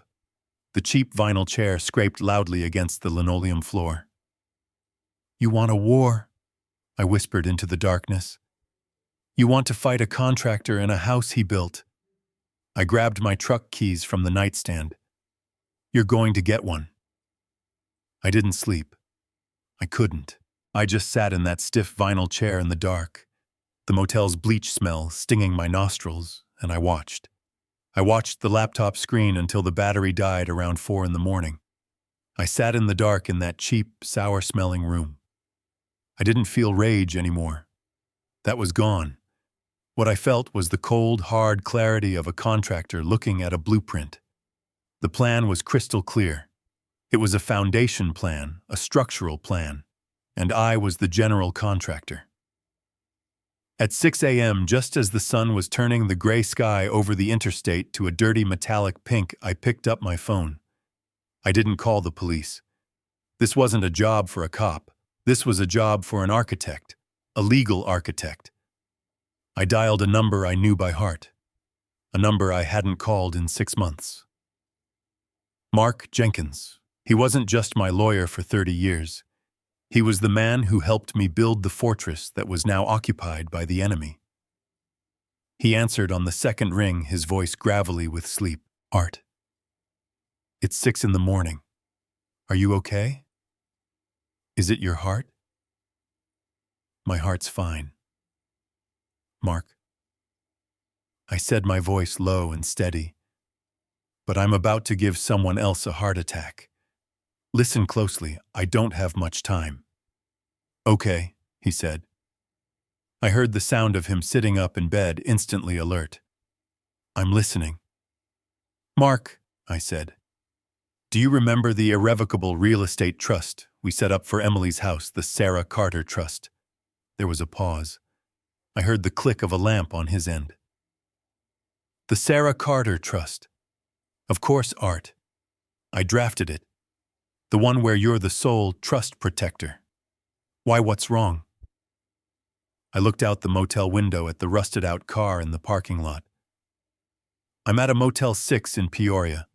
I've been watching a live feed from inside the house for the last 18 hours. My God, Art. What did you find? I found them, I said. They're all in there. The whole parasitic family. Jason, his mother, his father, his deadbeat brother. Clause 4, a violation of occupancy. Mark started, already thinking like a lawyer. Forget 4A, Mark. This is bigger. I cut him off. This is exactly what Sarah was afraid of. Do you remember Clause 7B? Another pause. Longer this time. I heard him rustling papers even over the phone. Clause 7B. He repeated, his voice suddenly sharp, excited. The beneficiary duress clause. In the event the primary beneficiary, Emily Anderson, is found to be under financial duress, manipulation, coercion, or physical abuse, the trust protector. I continued, finishing the sentence we had crafted together, has the sole and absolute power to immediately remove her as trustee and revoke all rights of occupancy for any and all parties residing in the property. Holy hell, Art, Mark whispered. You're not telling me. Did you get proof? I let a small, cold smile touch my lips. Mark, I have 12 hours of digital video. I have proof of them treating her like a slave, documented with a chore chart. That's duress. I have video of Jason and his mother stealing her $3,000 trust check from her hands, right out of the mail. That's financial manipulation. And Mark? I said, saving the best for last. I have a 2-hour conversation from last night on high-definition audio of Jason and Debra planning to have Emily sign a durable power of attorney under false pretenses. That's felony conspiracy to commit fraud. And I finished, my voice like ice. I have them planning to file a petition for conservatorship to have her declared mentally incompetent, using her grief over Sarah's death as the reason so they can mortgage the house for $500,000 and cover Mitch's gambling debts. The silence on the other end of the line was absolute. For a full 10 seconds. I just heard Mark breathing. Finally he spoke. His voice was no longer sleepy. It was the voice of the shark I paid him to be. Oh my God, Art. They're not just parasites. They're criminals. Yes, I said. They are. And they're in my house. They're in Sarah's house. They threw her picture on the floor, Mark. Art. They're sleeping in her bed, and they're planning to use her memory to destroy our daughter. This ends today. This was the payoff. This was the reason I built the house this way. I never trusted Jason. Sarah, in her final days, begged me not to give Emily the house outright. "He'll take it from her Art," she'd said, her voice thin as paper. "He'll bleed her dry and leave her with nothing." So Mark and I built this fortress. We made the house an irrevocable trust. It's an asset that cannot be touched by creditors or by a divorce. It didn't belong to Emily. It belonged to the trust. Emily was the beneficiary. She got to live there rent-free for life. We also made her the trustee so she could manage the property taxes and insurance herself. She thought that meant she owned it. That was the cover story. That's what Jason believed. He thought he had married a property owner. But he didn't know about the secret failsafe. He didn't know about the trust protector. Me. As the protector I had one job to protect the trust's asset. The house and the beneficiary. Emily. Clause 7b was my nuclear option. If the beneficiary Emily was ever found to be under duress or unable to protect the asset, which she clearly was, I had the absolute power to step and fire her as trustee and evict everyone to protect the house. Jason thought he was playing chess with my daughter. He didn't realize he was playing against a grandmaster who had built the damn board. And I was about to flip it over. "What do you need?" "Art, tell me," Mark said, his voice pulling me back. "I need the paperwork," I said. "I need the official revocation of Emily's trustee status, citing Clause 7b. I need the legal eviction notice effective immediately. And I need a restraining order against Jason and his entire family, keeping them 500 feet away from Emily and that property." "And you?" Mark said. "What are you going to do?" "I'm going to shower," I said. "I'm going to put on a clean shirt. I'm going to finish my cold coffee. Then I'm going to drive over there. I'll be there in 2 hours. I want you to meet me there. Don't go alone, Art. They sound dangerous. What if that Mitch character gets violent?" "I'm not going alone," I said. "I'm bringing you. And Mark, bring help, not cops, private. I don't want them arrested yet. I want them humiliated. I want them thrown out on their asses." "I'll hire 2 off-duty officers, armed and in suits," Mark said. "It'll cost you." "I don't care what it costs," I said, looking at the dirty motel walls. "This is Sarah's money. It's time to use it to clean house. I'm tearing the building down." "I'll see you in 3 hours," Mark said. "I'll have the papers drafted, notarized, and ready to serve. I'll have the security. Art, I'm sorry." "Don't be sorry, Mark," I said, hanging up the phone. "Be angry." I stood up. I felt the ache in my 70-year-old back from the terrible chair. But I also felt something I hadn't felt in 2 years, not since Sarah died. I felt strong. I wasn't a grieving old man anymore. I wasn't a victim. I was a contractor, and I had a demolition job to do. I drove back. I didn't park in the trees this time. I didn't sneak in the back. I drove my F-150 right up the driveway past the rusted-out Winnebago that was still leaking oil onto my grass, and I parked it right in front of the porch, blocking the main walkway. I left the engine running for a moment, the diesel rumble a low growl that vibrated the front windows. Then I killed it. I didn't grab my hammer this time. I didn't need it. I had Mark Jenkins. I walked up the steps, my boots heavy on the cedar planks. The front door was as usual unlocked. I didn't knock. I pushed it open and walked in. It was 11 in the morning. The house smelled like stale beer and microwaved breakfast sandwiches. The scene was almost identical to the one I'd left. It was like a photograph of their dysfunction. In the living room, the television was blaring a morning talk show. Debra and Gary were parked on the sofa, coffee cups in hand, looking like they hadn't moved since yesterday. Mitch was at the dining table shoveling cereal into his mouth, his undershirt stained. And my daughter Emily was on her hands and knees by the entryway, scrubbing a muddy footprint that Mitch had probably left. They all looked up when I entered. Jason, hearing my boots, came running out of the kitchen, a piece of toast in his hand. He stopped dead when he saw me. He was expecting me to be halfway to Chicago talking to a cardiologist. "Dad, Art," he stammered, trying to muster his fake smile. His eyes were wide with panic. You're back early. What did the doctor say? Is your heart okay?" I ignored him. I looked right past him, right past the parasites on my sofa, and I looked at my daughter. She was frozen on the floor, rag in hand, her eyes wide with that familiar, terrible fear. "Emily," I said. My voice was calm. It was the voice I used on a job site just before the final inspection. "Go upstairs. Pack a bag with your essentials. Right now. You're leaving with me." The entire room stopped breathing. Emily looked from me to Jason, her face pale. Debra was the first to find her voice. She shot up from the sofa, her face turning a blotchy red. She muted the TV and the sudden silence was deafening. "You crazy old fool!" she shrieked, pointing a finger at me.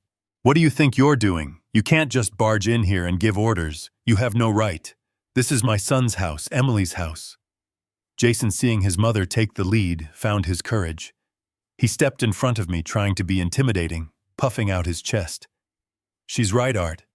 I think you're overreacting. This is Emily's house, which means it's my house. You are just a guest, and you're not welcome to start trouble." I looked at him. I looked at his puffed-up chest, his weak eyes. And for the first time since this whole nightmare began, I smiled. It wasn't a nice smile. It was the smile of a man who just checked the blueprints and knows exactly which wall isn't load-bearing. "Really?" I said, my voice soft. "This is your house?" "That's right," Jason said, feeling bold. "Then you should probably call the cops," I said, leaning in just a fraction. "Because there are strangers in my house, and I'm about to have them removed." Jason's smug look faltered. "What? What are you talking about, old man? You're not making sense." "I'm talking about this," I said. Right on cue, as if we had rehearsed it, the front door swung open again. A man in a $3,000 Italian suit stepped in. It was Mark Jenkins. He was tall, sharp, and had the eyes of a shark. He carried a fine leather briefcase. Behind him, two other men filed in. They were not lawyers. They were huge. Both were over 6'5", built like brick walls, wearing black suits, white shirts, and earpieces. They positioned themselves on either side of the doorway, folding their arms. They didn't just look like security. They looked like the kind of men who tear doors off hinges for a living. The room went absolutely dead silent. The only sound was the click of Mark Jenkins snapping open his briefcase. He looked around the room, his gaze landing on the filth, the lazy occupants, and finally on Jason and Debra. "Good morning," Mark said, his voice smooth and professional, filling the silent room. "My name is Mark Jenkins. I am legal counsel for the Sarah Carter Trust." He pulled out a stack of documents. "I'm looking for a Mr. Jason Miller and a Mrs. Debra Miller." Jason and Debra froze. They stared at Mark, then at the two mountains of men he had brought with him. Gary and Mitch at the dining table looked up from their TV, their mouths open. Emily was still cowering by the kitchen door, watching me, her eyes wide with terror, not understanding what was happening. The two security guards stood impassively by the door, blocking the only exit. They didn't look like security. They looked like the kind of men who tear doors off hinges for a living. Mark Jenkins didn't wait. He stepped forward into the center of the living room, placing his fine leather briefcase on the coffee table. He snapped it open with two sharp clicks that echoed in the dead silence. "Good morning," Mark said. Again, his voice smooth, professional, and absolutely lethal. "My name is Mark Jenkins. I am the legal representative for the Sarah Carter Trust."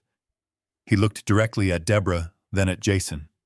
"Which is the sole legal owner of this property?" Jason's panic turned to confusion, then to a strange, misplaced arrogance. He actually laughed. A short, nervous bark. What Sarah Carter Trust? What the hell are you talking about? You got the wrong house, buddy. He pointed at Emily, who flinched. This house is in her name. Emily's name. My wife. Right, honey? He looked at her, demanding confirmation. Mark didn't even look at Emily. He looked at Jason. Wrong, Mark said. The word was flat. Final. That is a very common, and in this case, a very costly misunderstanding. This $1 million property does not and has never belonged to Emily. It belongs to the Sarah Carter Irrevocable Trust. Jason's laugh died in his throat. A trust. What are you talking about? I saw the paperwork when we moved in. It said she was the owner. It said she was the trustee. Mark corrected his voice like a scalpel. The manager, the caretaker. She is the beneficiary, yes, meaning she gets to use the asset. But she only holds the title of trustee on one condition. Mark paused, letting the legal term hang in the air, a word Jason clearly didn't understand. That she fulfills her fiduciary duty to protect the asset, a duty she has quite spectacularly failed to perform. Jason looked baffled out of his depth. Fiduciary?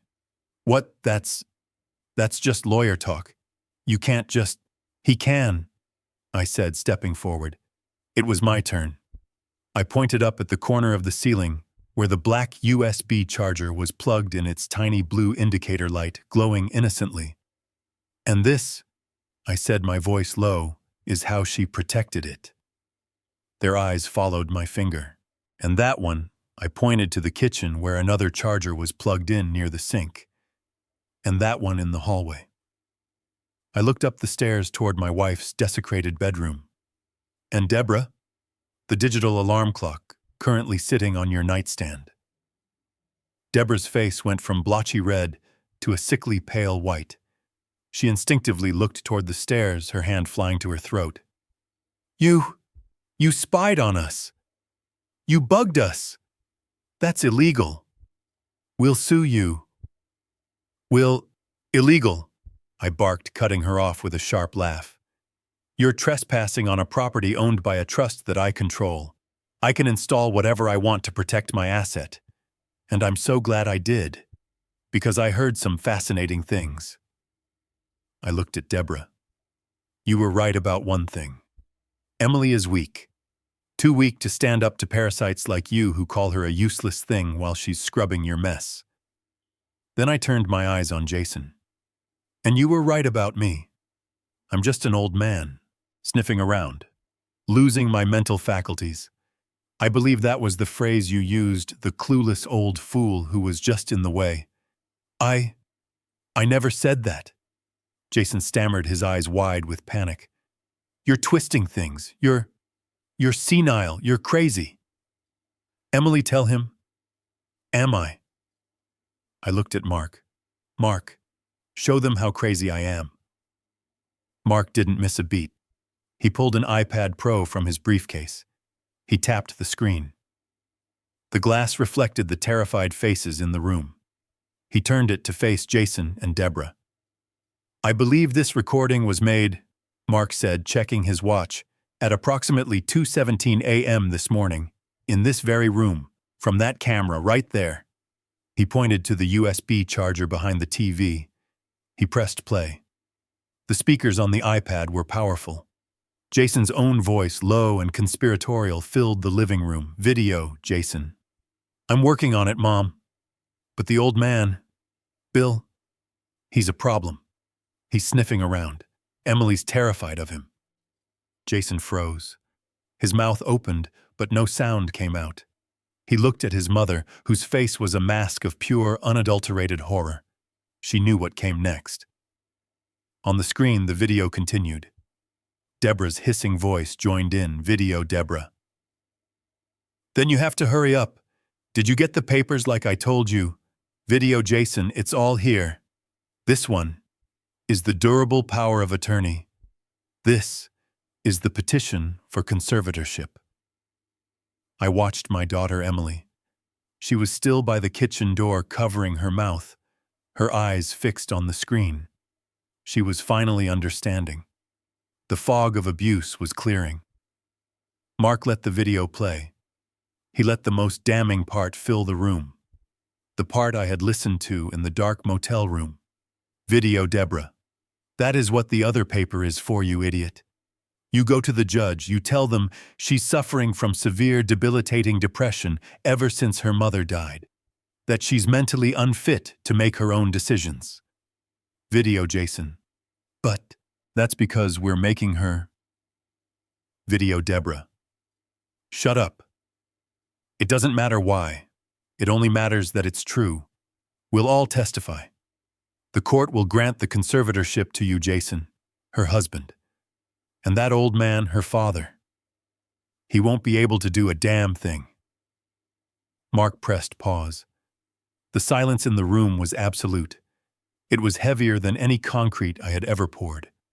Even Mitch had stopped chewing his cereal, his spoon halfway to his mouth. Jason's face was white, ashen. He looked like a man who had just seen his own ghost.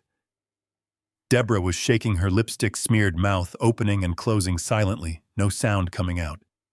Gary looked like he was about to be sick all over the dining table. They were trapped. The old senile, clueless man they had mocked and planned to destroy had just shown them the blueprints to their own prison. They realized in that one horrifying moment that they had been gamed. They had been outmaneuvered. They had been caught. The foundation of their entire parasitic plan had just crumbled beneath them. Jason and Debra froze. They stared at Mark, then at the two mountains of men he had brought with him. Gary and Mitch at the dining table looked up from their TV, their mouths open. Emily was still cowering by the kitchen door, watching me, her eyes wide with terror, not understanding what was happening. The two security guards stood impassively by the door, blocking the only exit. They didn't look like security. They looked like the kind of men who tear doors off hinges for a living. Mark Jenkins didn't let them recover. He didn't give them a moment to think, to build a new lie. He pressed stop on the iPad, the sudden silence as loud as the accusations. He turned from the screen to the parasites. As you can see, Mark said, his voice cutting through the room, we have irrefutable proof. He began to tick off the points on his fingers, a legal executioner counting the charges. 1 systematic domestic servitude and labor abuse against the beneficiary Emily Anderson. He gestured to Emily, who was still standing by the kitchen, her hands over her mouth, her eyes wide, finally understanding. 2 willful financial malfeasance. Mark's eyes bored into Jason.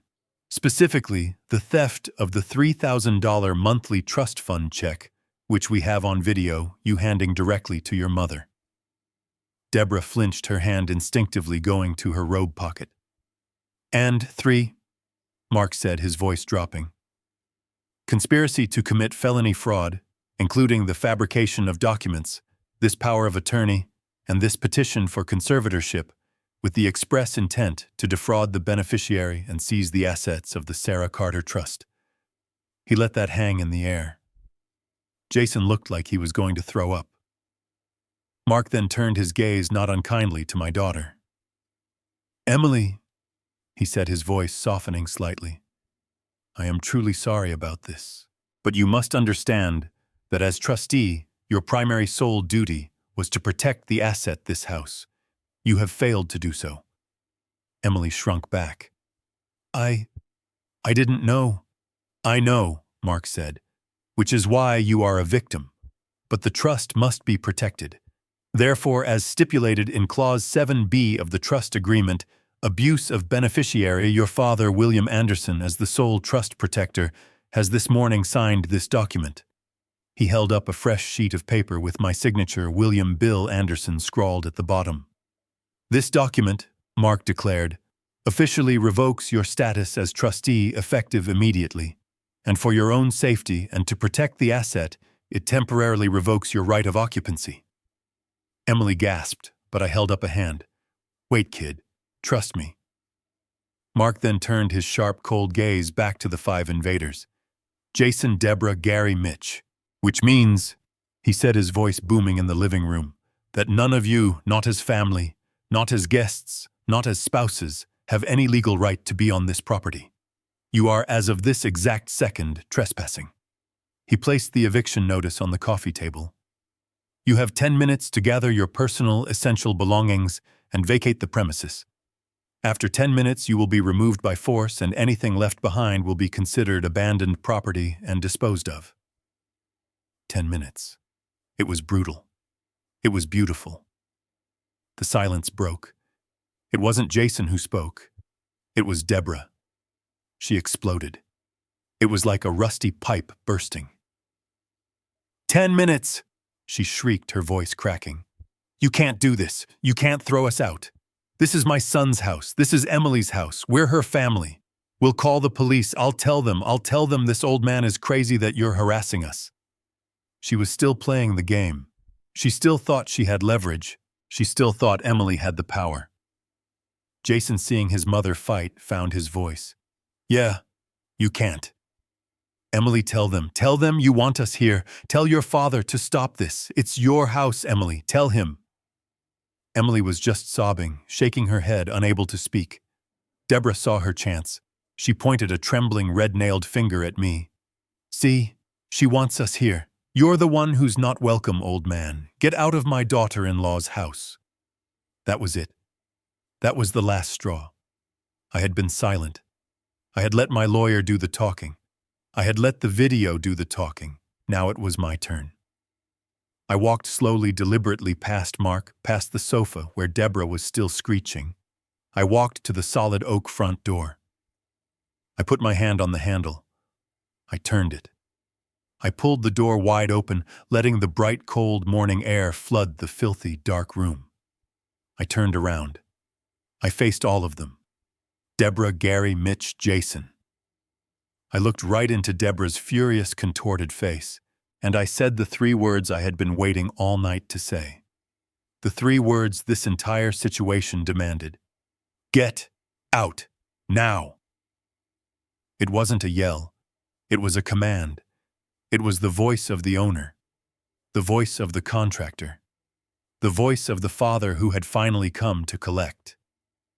Debra lost her mind. With a scream of pure rage, she lunged at me. You can't make me! She never made it 2 feet. The larger of the 2 security guards, the one who looked like a refrigerator, stepped forward with impossible speed. He didn't grab her. He just put one massive suit-covered arm out. Debra ran right into it like it was a steel I-beam. She bounced back, stumbling over the coffee table, collapsing onto the sofa in a heap of rage and surprise. The other guard stepped toward Gary and Mitch. 10 minutes, he said, his voice like gravel. Starts now. Move. That broke the spell. The fantasy was over. Reality had arrived. Gary and Mitch scrambled. They looked at each other in panic, and then ran past me out the door toward their RV. They knew a lost cause when they saw one. Debra was hysterical, screaming and crying on the sofa. My things, my clothes, my pictures. You have 9 minutes, Mark said, looking at his watch. She shrieked again and ran up the stairs back to Sarah's room. Jason was the last to move. He was staring at Emily, his face a mask of disbelief. Emily, you're letting him do this after everything. You're choosing him. I watched my daughter. This was her moment. Emily, still crying, looked at him, and for the first time I saw the fear in her eyes replaced by something else. Disgust. She didn't say a word. She just turned her back on him and walked over to stand behind me. That was his answer. The next 5 minutes were chaos. Debra running down the stairs, throwing armloads of clothes into a garbage bag. Gary and Mitch frantically tossing trash out of the Winnebago to make space. Jason, finally realizing it was over, just grabbed his briefcase and his laptop, his face ashen. They filed out one by one, a pathetic parade of parasites, walking past me, past the guards, onto the lawn. They stood there, a miserable pile of luggage and people on the muddy tracks their RV had dug into my lawn. I stood in the doorway. I looked at Debra. I looked at Jason. I said nothing else. I just slammed the solid oak door. The sound echoed through the house. It was the sound of a vault closing.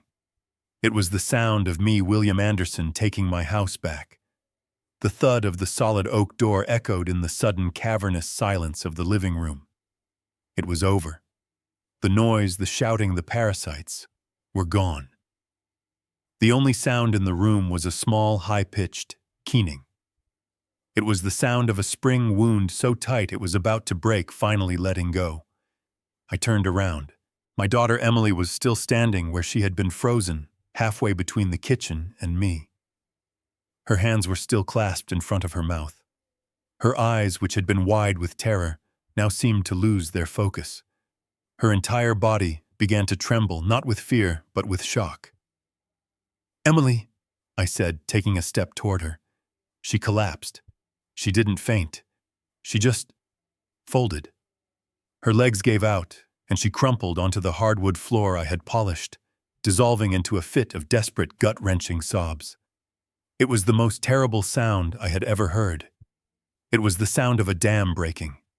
I rushed to her, kneeling on the floor, my old knees screaming in protest. I pulled her into my arms. She was limp like a rag doll, but she clung to me, burying her face into the fabric of my work shirt, her tears soaking through to my skin.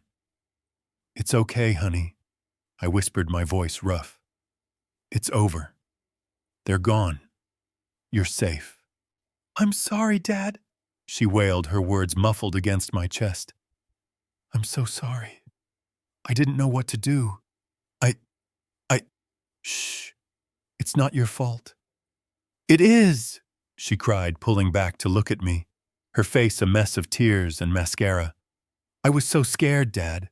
I was so scared he would leave me.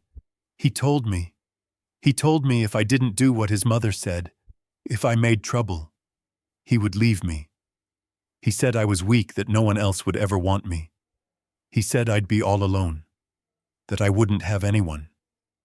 Not even you." My heart broke. It shattered into 1,000 pieces. It wasn't just a house they were stealing. They had been systematically dismantling my daughter's mind, isolating her, convincing her she was worthless, that this abusive, parasitic coward was her only option.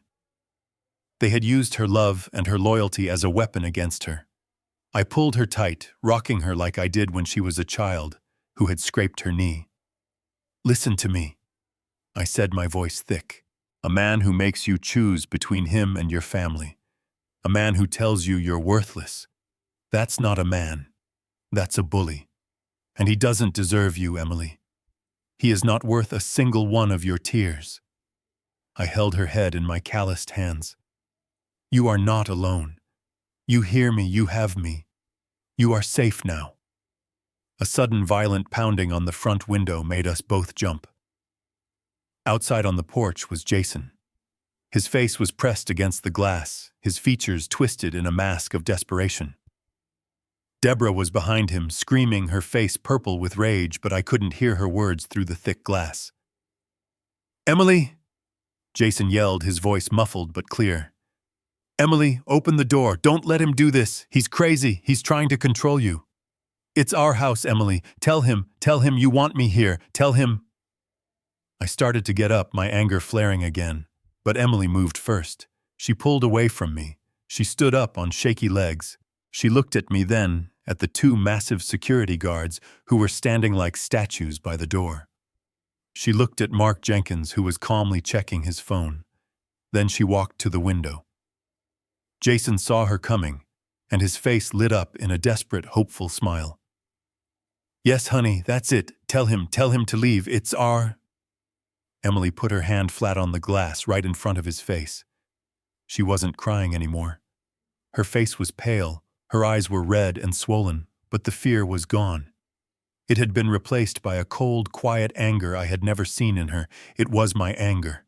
"Don't touch me," she whispered, her voice low and shaking, but not with fear, with rage.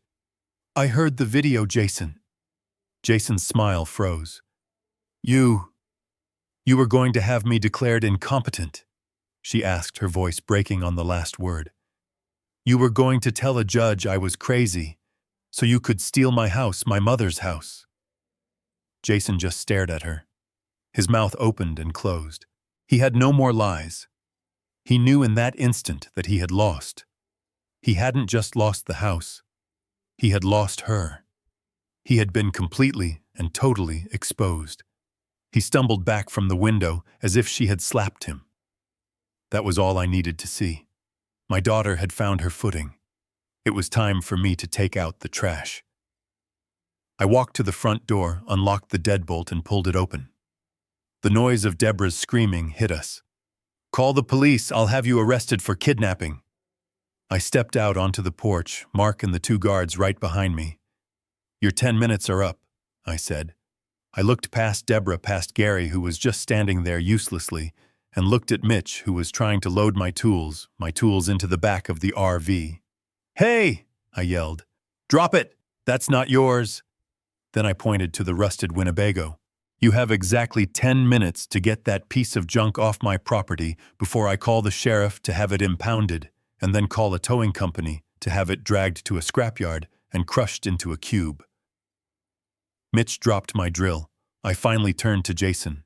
He was standing on the lawn, looking utterly defeated. "And you," I said, "this is the last time you will ever speak to my daughter. This is the last time you will ever set foot on this property. Mark Jenkins, my lawyer will be in contact with you about the divorce. If you or any member of your family come within 500 feet of Emily, we will have you arrested. Do you understand me?" He just stared at me, his eyes dead. I roared, "Do you understand me?" He flinched and nodded a tiny, pathetic movement. I watched them, a miserable, defeated little group. Debra had finally stopped screaming. She was just staring. They scrambled into the RV, the shame and fury rolling off them in waves. I heard the engine crank once, twice, then finally catch with a puff of thick, black, oily smoke. The RV lurched forward, driving off my lawn, leaving 2 deep, muddy scars in the beautiful green grass. I stood on the porch, my daughter standing silently beside me, and I watched them drive down that gravel road until they were nothing but a small, pathetic speck in the distance.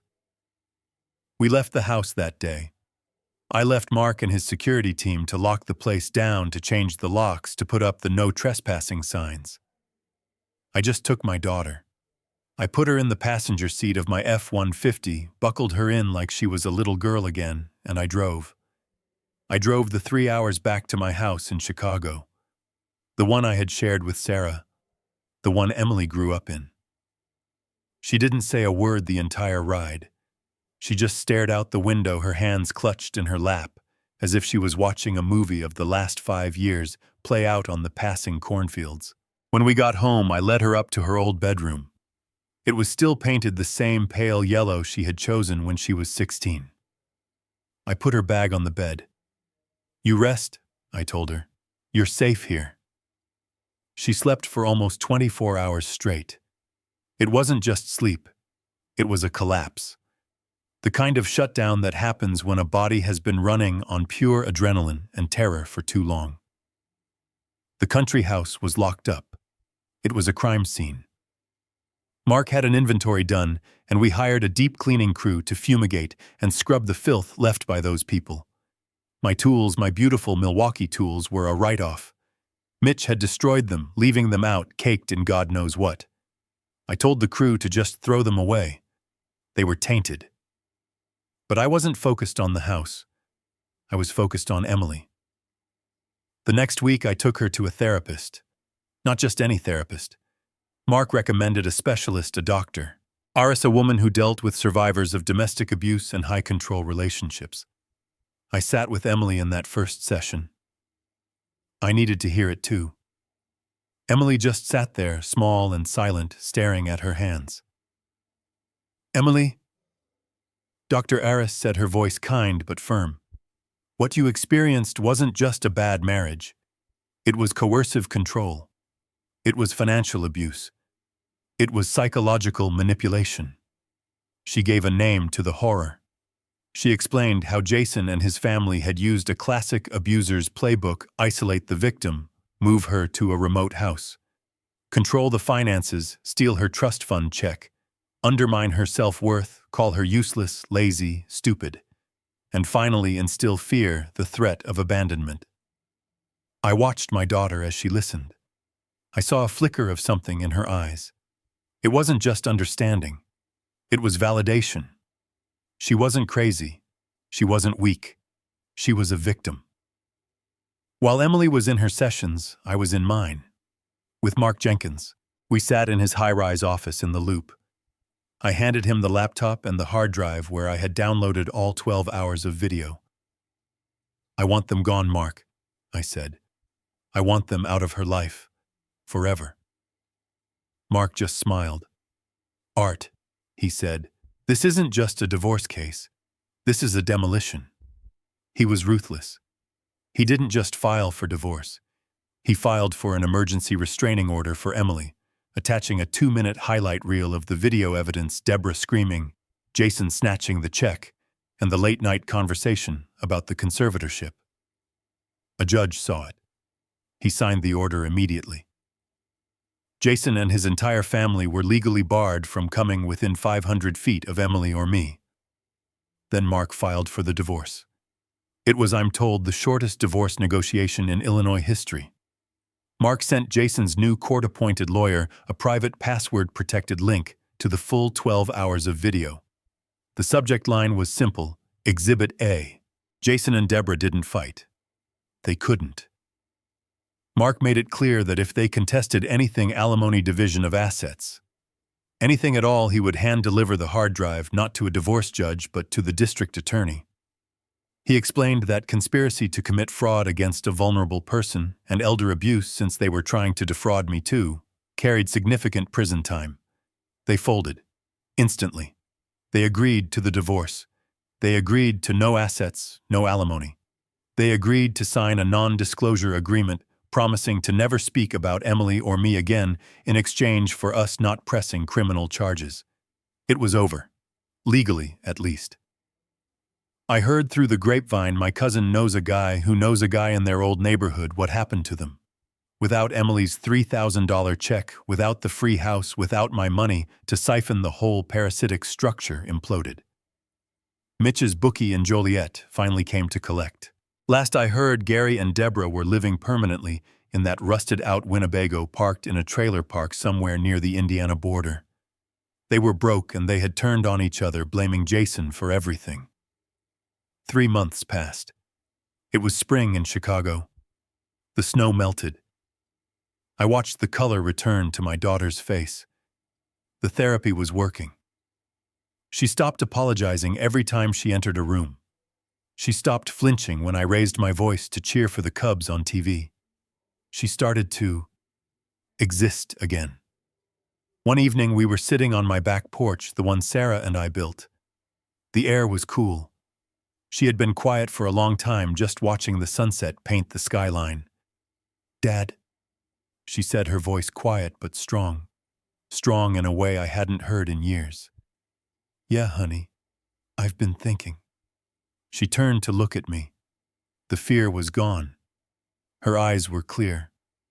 I saw Sarah in them. I think I want to go back to the house. The country house." My heart dropped. "Emily, you don't have to." "I know," she said, cutting me off gently. "I don't have to.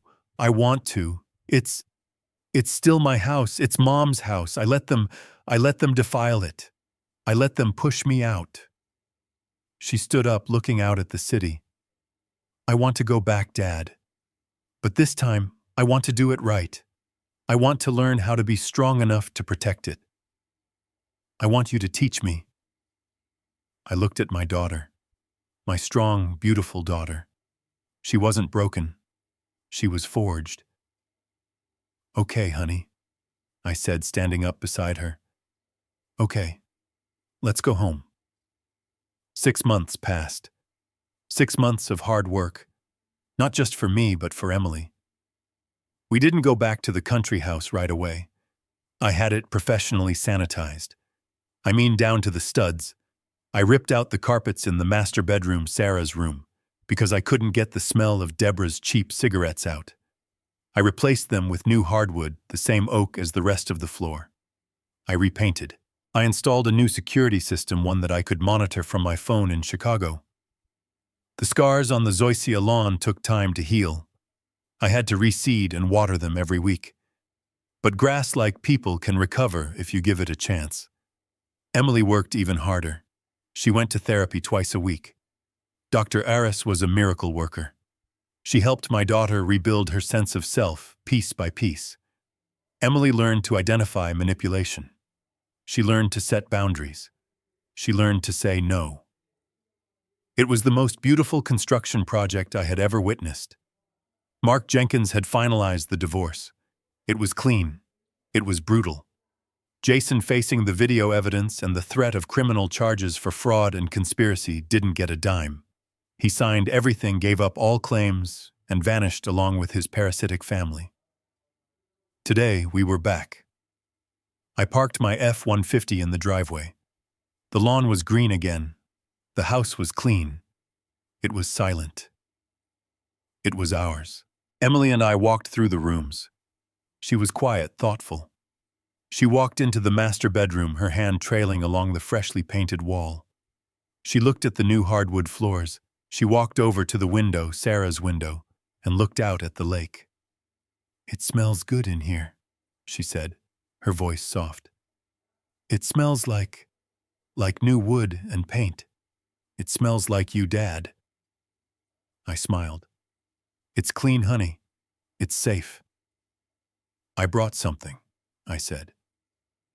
We went outside. In the truck bed, battered but alive, was the Meyer lemon tree I had bought 6 months ago. Its leaves were a little yellow, but it was still fighting. "I kept it watered at home," I said. "Figured it was time to plant it." Before we did, Mark Jenkins arrived. He wasn't in his sharkskin suit today, just jeans and a polo shirt. He had one last document for us to sign right there on the hood of my truck. "This is the amended trust agreement," he explained, handing Emily a pen. I had Mark rewrite the rules. The house was still the property of the Sarah Carter Trust. Emily was being reinstated as the official trustee. That was important for her. It showed I trusted her again. But I was still the trust protector. That was important for me. And I had Mark add a new clause. I called it the No Parasites Clause. Mark called it Clause 9, a cohabitation.